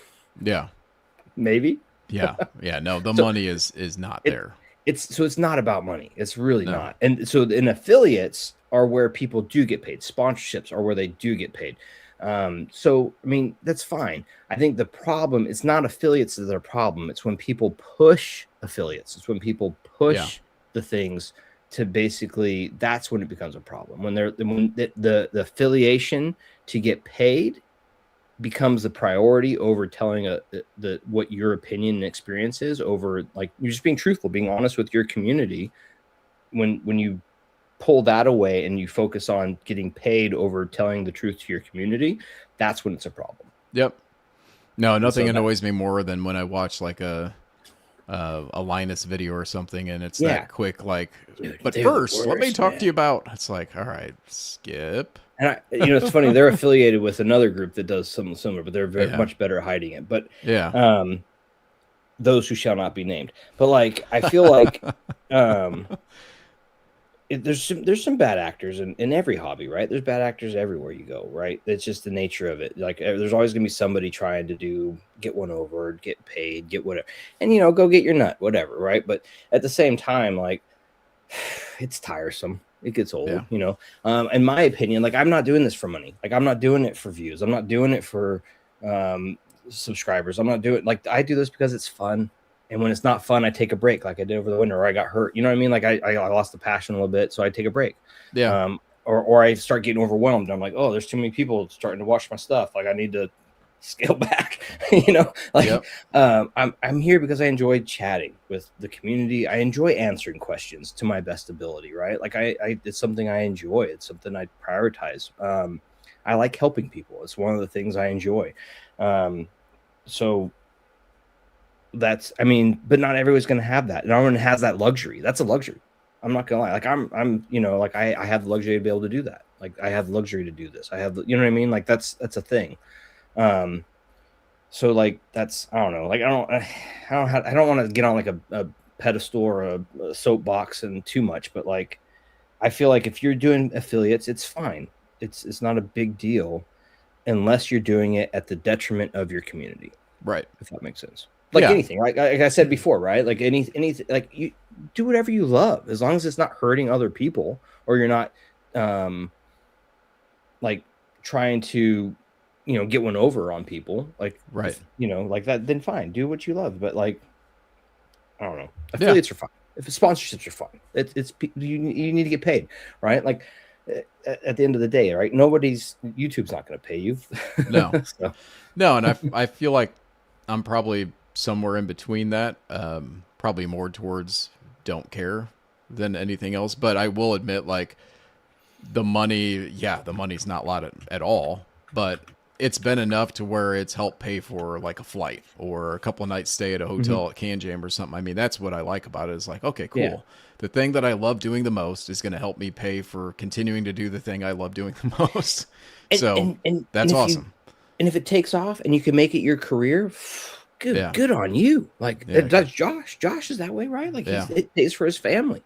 It pays. It's his job. He and that's the thing. He views it as a job. Like, it's not like, he's passionate about it, and obviously it shows through his videos. But like, and he cares.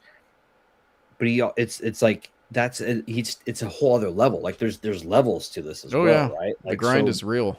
And then once you get to a certain point, like, like it's now, but it also, there's a pressure there. There's a pressure that you and I probably don't. I feel pressure when I have too much product sitting here, and I'm like, oh crap, I need to make videos.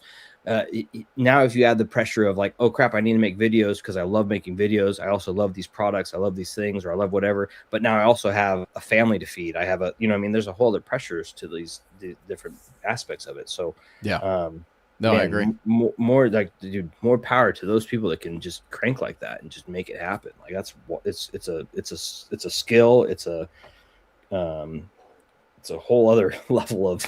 It is. I'm gonna cut to the chat here in a second. I don't think we missed too much. I know Highland Lake. I met him at Can Jam. He's a really cool guy. He's over with Audio 46. Really nice guy. But I know he said he ordered the Ulis after he listened to him, and the Arion, which is awesome. Like, I love both of those. And he just got the Cayenne 300 Mark III, which, that thing, I agree, that is incredible. When I heard it at Can Jam, congrats on that one. That's a nice amp. People that do, yeah, and I agree with Warren. He was just saying, people that do post reviews for the express purpose of trying to get free gear. Yeah, of course it is. I mean, there's people like that, of course. Like, there's, like I just said, there's always going to be people that do those aspects, right? And like, there's people that get super mad. Like, it's wild to me. Like, I can't keep this. I can't keep this, or you didn't send this to me, so I don't like you, and your products are garbage. Like, what makes you special? Like, what the hell? Like, you know what I mean? Like, it's wild to me. Be appreciative. Like, yes.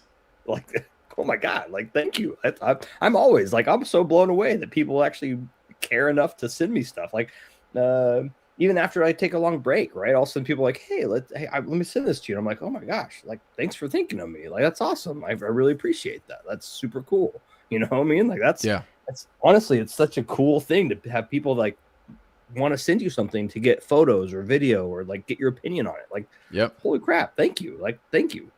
Dude, that's exactly why I fell in love with ZMF, because I went to Can Jam right after I ordered the Atrium Open, and I walked into ZMF and I met Zach, and I name dropped you, and I was like, Tyler and I talked about you, and I told him I just ordered the Atrium. Not that big of important. Yeah, but I mean, they love you. I mean, let's be honest, they do, and for good reason. But I mean, I was talking to him, and he's like, oh, you just ordered Atrium Open? I was like, yeah. I was like, I just started YouTube. I was, probably do a little video on it. And he's like, what else you want me to send you? I had like 50 subs at the time. I mean, nobody was watching me. And he was just like, yeah, I'll send this to you. Zach is one of the most awesome. Honestly, I'm not joking when I said earlier, like the ETA guys, ZMF, the Dahlia guys, Nick, and like, there's some of the most genuine, passionate people. And if you share that passion with them, they're going to talk to you. They're going to be happy to talk to you and provide and like be thankful. And like, you know what I mean? Like there's, I don't know, like not everyone, obviously you have to build those relationships, but like, if you're genuine and you're, and you know what I mean? Like anything, right? Just be yourself and be genuine. It's wild how much comes that out of that, I guess. Yeah. I will say a small thing really quick that we're at an hour and 35 minutes. Oh shit! Yeah. No, we're good on that. I'm just saying that I feel like I said a bad word. My bad. You're good, but I feel like around this time is when I, for some reason, freeze. I swear it's been like every live you and I have done. I'll just suddenly, and I'm gone. So, but no, what I was saying is I want to pop up the last topic questions here. Yes, which is Q&A, because I don't want to miss out on that in case anybody's got anything. So. There we go for the chat for everybody that's still left in here. Anything we've covered, not covered, feel free. So Highland Lake says, on Tessidera topic, I have Atrium opens and Caldera opens. Words, they're hard. The Callow. I like it. I feel adding the Tessidera was enough of a difference to really add for the collection, but I heard it briefly. Just didn't feel adding this was enough of a difference. And yeah, like so that kind of goes back to my take on the Tessidera initially was like, man, it's just they were so aligned with how I liked them that initially I wasn't blown away by them. It was weird. It was only after I listened over a literally dedicated only listening to these for like 4 days where I was like, oh, that's it. I get it now. Like they're so good at what they do that they aligned really well with me that it was so easy to roll right into my own listening and enjoyment without actually thinking like, oh, I'm not hearing something amazing, when in reality I'm hearing amazing because it's amazing for me and just that and that, right? Like they're just so good at doing what they do that they're just really good that way. And I don't think that you need to go out and buy them if you're happy with what you have. Like that's also a factor, right? But yeah, I mean, if you have the Caldera open and you really love that headphone, you get the Tessidera. I don't want to say you'll be disappointed, but you'll notice it is a little bit of a step down from technicalities and things. I would say the Caldera. Yeah, I would honestly the Caldera. Yeah, I have the Caldera here. I would say is a much more technical headphone, and it's a lot more detail, a lot more. The imaging's better, the stage is better. And once again, I want to say that Tessidera is like the Atour OG, like our Atour classic. It's very mid-centric. It has a nice low end, nice neutral warm. For me, that's how I perceive it. Other people will call it something else, I'm sure. But yeah, that's my take on it. I feel like it's if you really love, and so this kind of leads into Tom. What's up, buddy? I would say vocal jazz, yes, are fantastic with this. EDM, not so much. No, it's rock, EDM's going to be very hit and miss depending on where the bass hits on the spectrum. That's what I would say. But jazz, vocal, blues. Oh yeah, yeah. Even hip hop, I would say, is not necessarily the most great with these, but it's decent. It's good. The thing I like about, I'll say one thing on hip hop with headphones like this, and I've said this from the start. Like I love a lot of hip hop, but artists are they're lyricists, right? So S&Ts, dude, yeah, like if you have something that's really spicy in S&Ts, it doesn't matter. Yeah, these curb it. So I would say from that standpoint, if you're into the lyrics, go for it. You like some Aesop? Ooh, yeah. It's Aesop Rock, not Aesop. I'm thinking like some Outkast or something that's a little different. A little Wu-Tang Clan, a little, you know what they really is Fugees. Fugees was excellent. Yeah. Really love the Fugees on these. I'm gonna go back to Dominic Phil's and Me, man. Like honestly, I agree. God, her whole new album, like I said, I mean all of her stuff, but the whole new album was good. I really enjoyed the Queen Mary by Francine 13. I thought that was pretty decent as well. But the Mojette de Me by Dominic Phil's and Me, like honestly, anything by Dominic Phil's and Me has been fantastic. Rhythm of Nature is another good one for hers. Oh, here's another really excellent track I really enjoyed with this was anything acoustic as well, like any like folk or acoustic, like singing acoustic-y. I always say folk, but it doesn't necessarily have to be folk. But anything acoustic related with singing is really excellent. Literally the song "Acoustic" by Billy Rafoul, Rafoul, Raffoul, Rafoul. Words, names. That one's excellent though. The Acoustic by Billy Rafoul. And you know what else? It's going to be weird because I think, and maybe you'll think differently, Ryan. But FKA Twigs, Drums of Death, and EU Sexua from her EUSEXUA album. Those two songs I thought were actually pretty decent. I was actually pretty impressed by those. I'll have to try them because I don't know. But they weren't great. Like they weren't, because once again it has that really percussion-y, heavy, almost EDM-esque sound. I will tell you, like EDM music that has that grippy bass, if that makes any sense, sounds really cool. Yeah, it does sound really good. Because like I said, it's almost like that bone conduction type like grip where it's there's a track I wrote down, it's called Jungle Juice. Okay. Oh shit, I didn't write down the name of the artist. Not like the Time Tunnel though. Like that's something different. Yeah. It's just I don't know how to describe it other than just like this like grippy bass. Mouse on the Keys was really good as well. Siren. Oh, Janet Jackson, Got Till It's Gone. That was actually really good. I really liked that one. Sorry, I'm looking through my Kobuz tracks. Olala, Ollalla by Blanco White. Oh my god. Like Tom, that was the track that I was listening to at Can Jam SoCal a lot, and that other Tom was like, "Oh, it's amazing." That's that one. Oof, fantastic. You know, you probably don't hear audiophiles saying much is, man, Weird Al sounds so good. The Tessie. Oh man, do you hear the Weird Al? Oh man. Oh man. I'm so white and nerdy, bro. So white and nerdy. It was so good. So good. Yeah, probably won't hear that very much. Billie Eilish. Yes, that was a bad week. I agree, Tom. I hated that week. I'm not gonna lie. A lot of things just got to vote because I was like, I don't even want to listen to it. Vote up, sure. Sorry. Oh yeah, that's right for the Music League. The Music League. Dude, I took a bit of a break. I got so weird about like I don't know. I've been on a weird tangent with the socials and everything else. But yeah, like I was on like beyond like being hurt and everything else and winter being weird. Like I went really hard on like just locally walking around my small towns around me and just taking photos. I was like and like popping in my AirPods and like just listening to music and just kind of wandering and taking photos has been such a just, you know.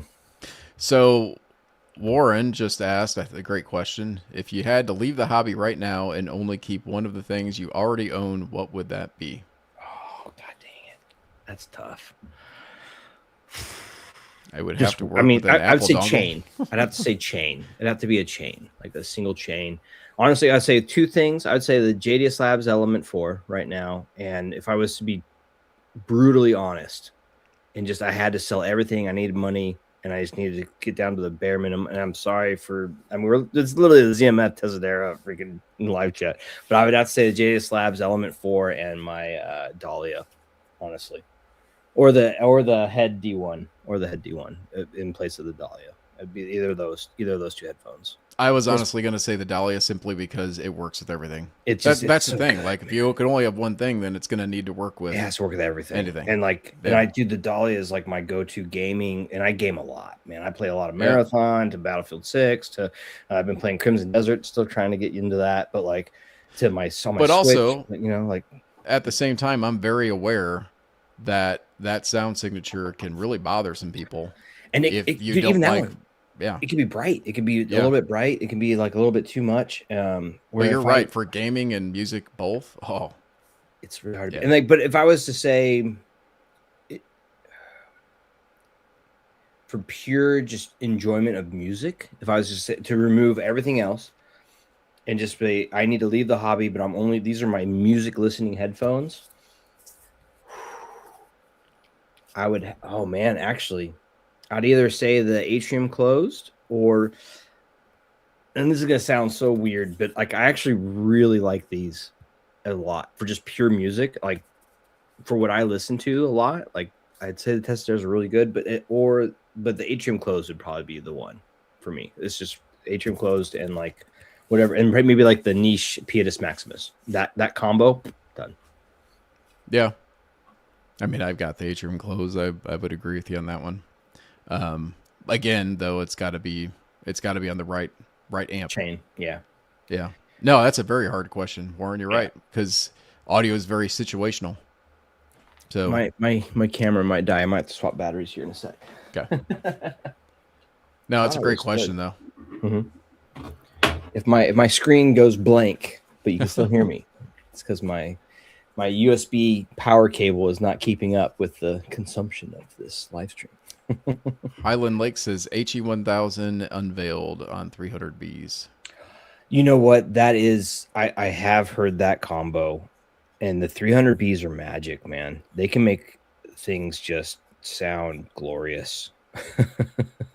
My problem with 300Bs is they're so darn expensive. Like, oh, it's $300 for each tube for a 300B, I think. Like 300 plus, right?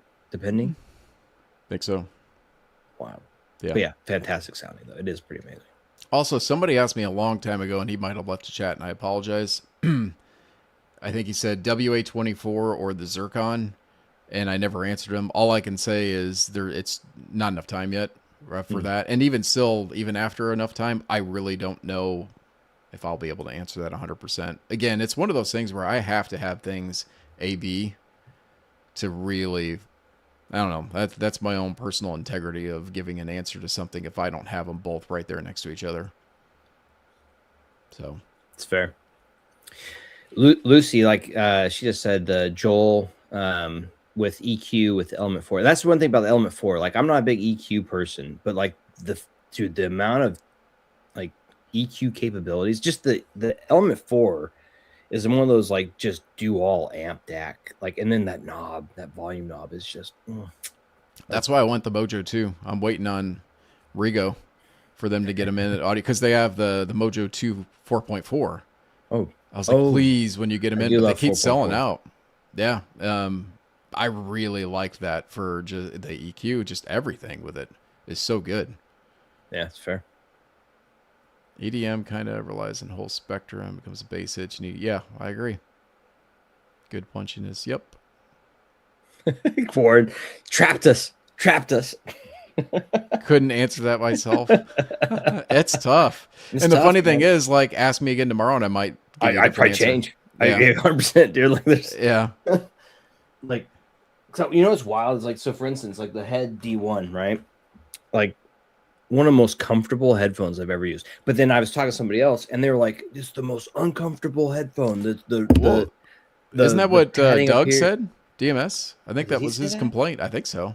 I was chatting with him a while back. He has a weird shaped head, though, man. No offense, Doug. But yeah, I mean, I thought that's what he's. Meze Strata's good, but like, not as like a one all be all. No, I think it's situational. Yeah, I think the D1s are just that. Oh, yeah, you get the capper strap and they're super comfortable. But like, I didn't mind the D1, but the pads, the actual ear pads themselves are like, those are fantastic. My only thing, and I'm not gonna. Well, I guess I am gonna complain, but it's not a complaint. It's a complaint that's not. is he let us keep them, which is so nice. But I know it's not the final product because mine just They're get fingerprints all over it all the time. yeah. Whenever I handle them, I'm like handling them with the pads, so I don't touch Yeah, them. they're not. Yeah, the ones we have are not the No, they're final pre-production. release. They're pre-production. Yeah, Yeah, which I was hoping I would have number 4 or 3 because those are my lucky numbers. But I have number nice. 12, which is funny because that was my soccer jersey when I was a all-star soccer team, state cup stuff, and also my varsity number in high school for soccer. Oh, I didn't ask you. I know you're getting to do a video, so you don't have to be too in depth with it. But what do you think of the ADX 7000? Honestly, it reminds me of the Dahlia. Yeah. I feel like it's a slightly more upper treble forward Dahlia, to be honest. And that's probably what I'm going to talk about a little bit in the video. Like, it's really good. And I think the highs are really smooth for me, in my opinion. Like, I feel like the highs are excellent. Yeah. Really good detail in the highs. I think it's a highs focused headphone, It's in my so opinion. good with gaming. And it's I was gonna say, dude, good with gaming is amazing with that. Oh headphone. my god, yeah. Like I really got love spoiled. Yeah, like I would say that, and that's because that's that detail, right? But it doesn't have like a sharp. No. It doesn't have quite the roll off like the Tessidera does, but Right. it does have this. It's shocking how smooth the highs are for how detailed and crisp they are as well. Yeah. It's such a weird contrast, like where I'm like, how is it so detailed and sharp and crispy, but not be piercing and stabby? Like I told Tom I would love to be able to listen to that next to the Uli because there's a lot of things I feel like are similar in that. So I would say the Uli just off of audio memory, so take it with a grain of salt. But like the Uli to me, like the thing I always think about with the Uli, since listening to it last, mind you, is that there's just weight behind everything. Like everything has weight behind it, and there's like this power and just oomph and just like a richness to everything behind the Uli. It was such a weird experience, man. Like everything just felt like. And I think it's the weight, literal weight of the driver to like it. Just everything just like it. I don't know, man. Like that one is. I'm excited for the Uli to try it. Like you said, like I would love to compare it to other things, but like I'm excited for the Uli just because my experiences with it at the different can jams and over the time that they've been building it, from the time it was in an AC100 housing to the current housing, like, man, like it's just I'm excited for it. So. Yeah, that one, not just because it was purple stuff. I like that purple stuff, bro. But like, it's good. It's solid, man. It's one of the better. It's, in my opinion, one of the most exciting things to come out of audio in a while. So yeah, I totally agree. And Warren's got a question for you on the X2D. HDR display on the X2. Oh man, it's so good. That screen is insane. Crap. Where is my H? Oh, it's way over here. I'll go grab it. One sec. Yeah, the ear pads and the Uli. Yeah, it does make that sound stage just huge. Somebody asked me, like, I think after my impressions thing at Can Jam, they're like, oh, would you take the Uli or the 800S? And normally, like I said, I don't say things without comparing. I don't have to. 800S is a no. Dude, it's so big. The screen on the back of this camera is just, it's so big. That's nuts. And it's so good. There is some weirdness. I have a thing on it, but there is a weirdness with it. And everyone apparently has been having issues because it's an OLED screen and it's so good. But return it. On my, I know, right? I'm like, no, I can't. It took so long to get it. But it's, dude, especially this 90 lens here, 90 millimeter. It's just, dude, here, you got to hear this. Let me see if I can get it to. Let me go manual focus. You hear that? Jesus. Wow. Click, click. Nice. Dude, it's so addictive. I took it to, I was doing that thing with Josh, right? And I was letting him and a bunch of other guys there at the thing we were working on.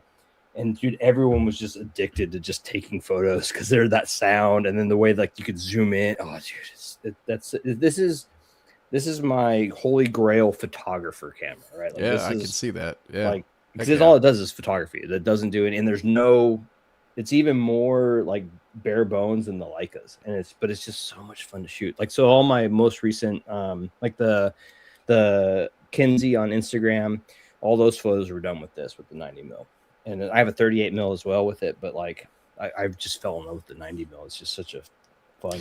See, where you are with photography is like where if I were to compare it to audio is like I'm good with Beats. Like, oh, I'm good with my Sony's. I'll be fine. But dude, yeah, that's insane. That's it's awesome. a passion, dude. Like, But I also respect it too. Like, I don't look at that as like, oh, that's overpriced. No, that's amazing. It's, I mean, frack.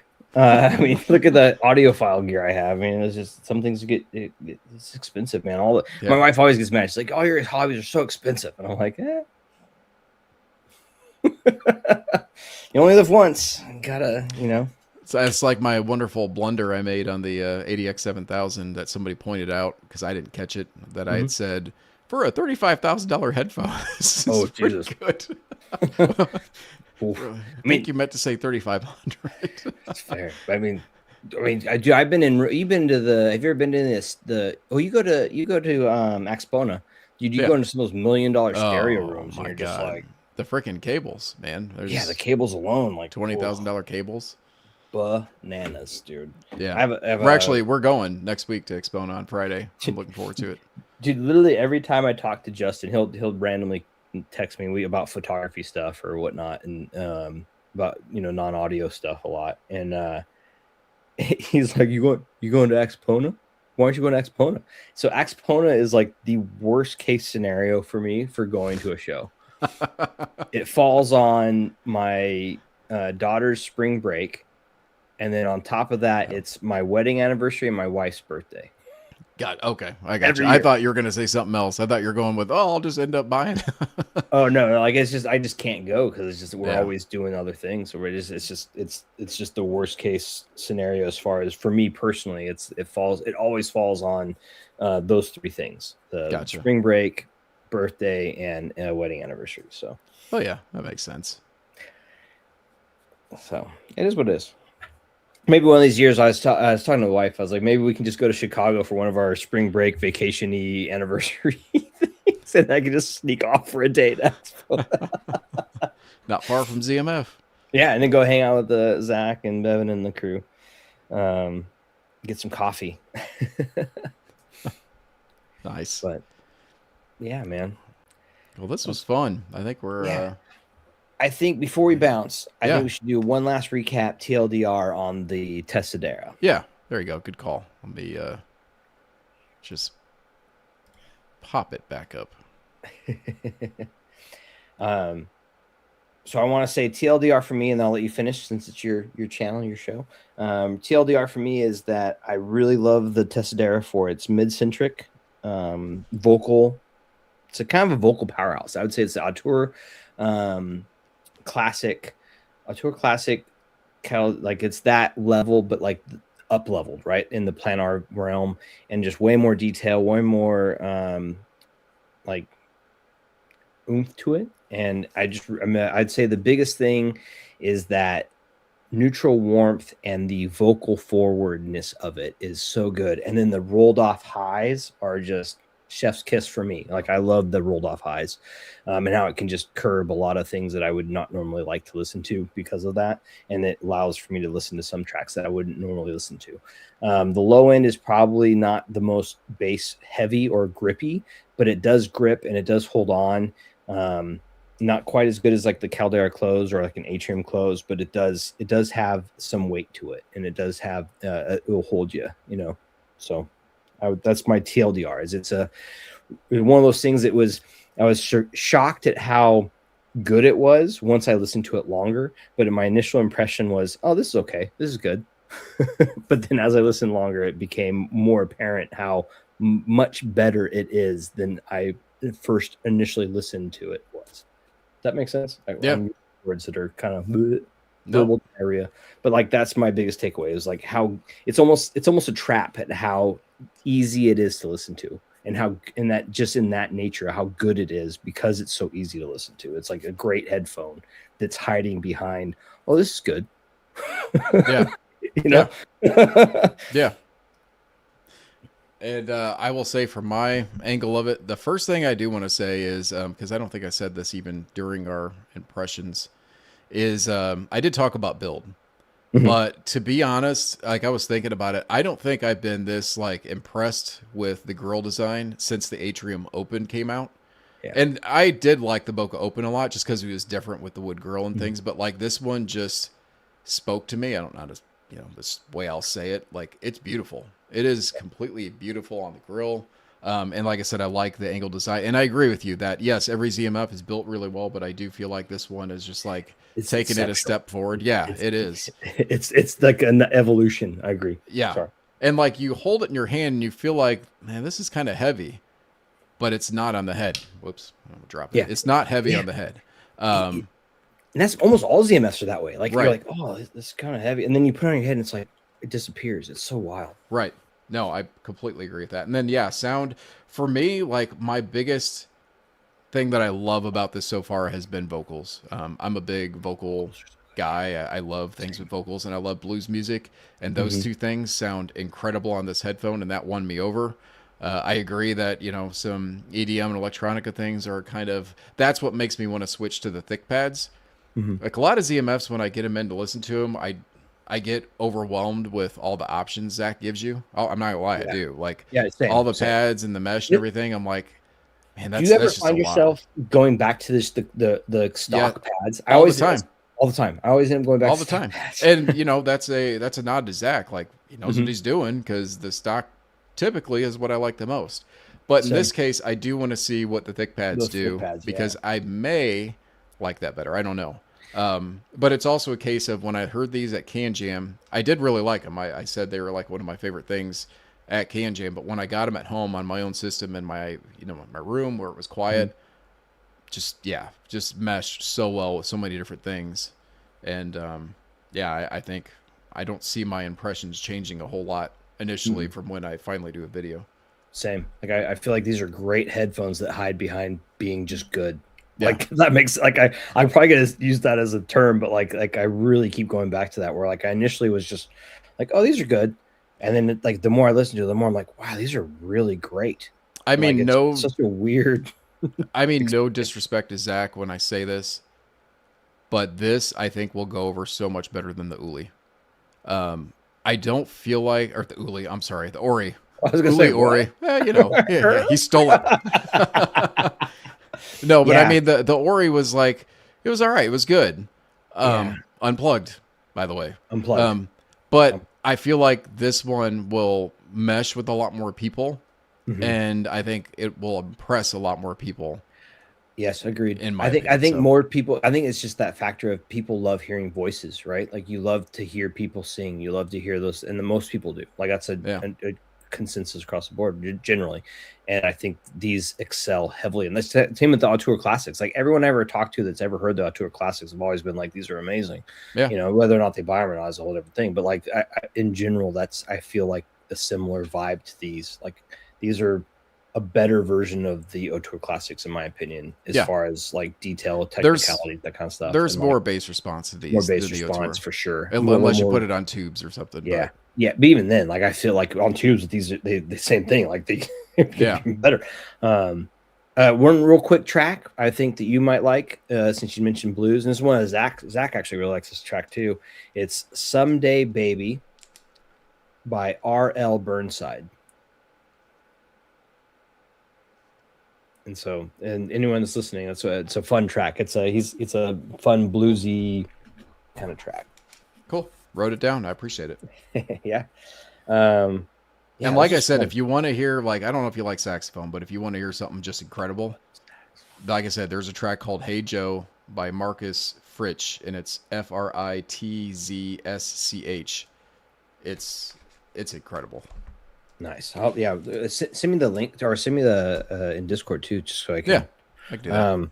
And then I was gonna say, last fun, not necessarily if you like brass. Obviously brass tacks is a good one, but look up Too Many Zoos, ZOOZ, Too Many Zoos. They were like they're like these guys that would do like the subway in New York, they do like a subway band, and they have some pretty awesome. They're fun. They're just fun. Like, and it's all brass and some percussion. They're just fun. Like a trumpet and like a big baritone sax usually, and then a guy with like a portable drum set kind of thing. Nice. But yeah, fun. Very fun. Anyways, sorry. No, you're good. That was a good wrap up. Yeah, I think that was smart to rein it back in. Yeah, so. Touch back on the original reason for being here was these lovely Tessideras. Yeah. Oh, perfect timing.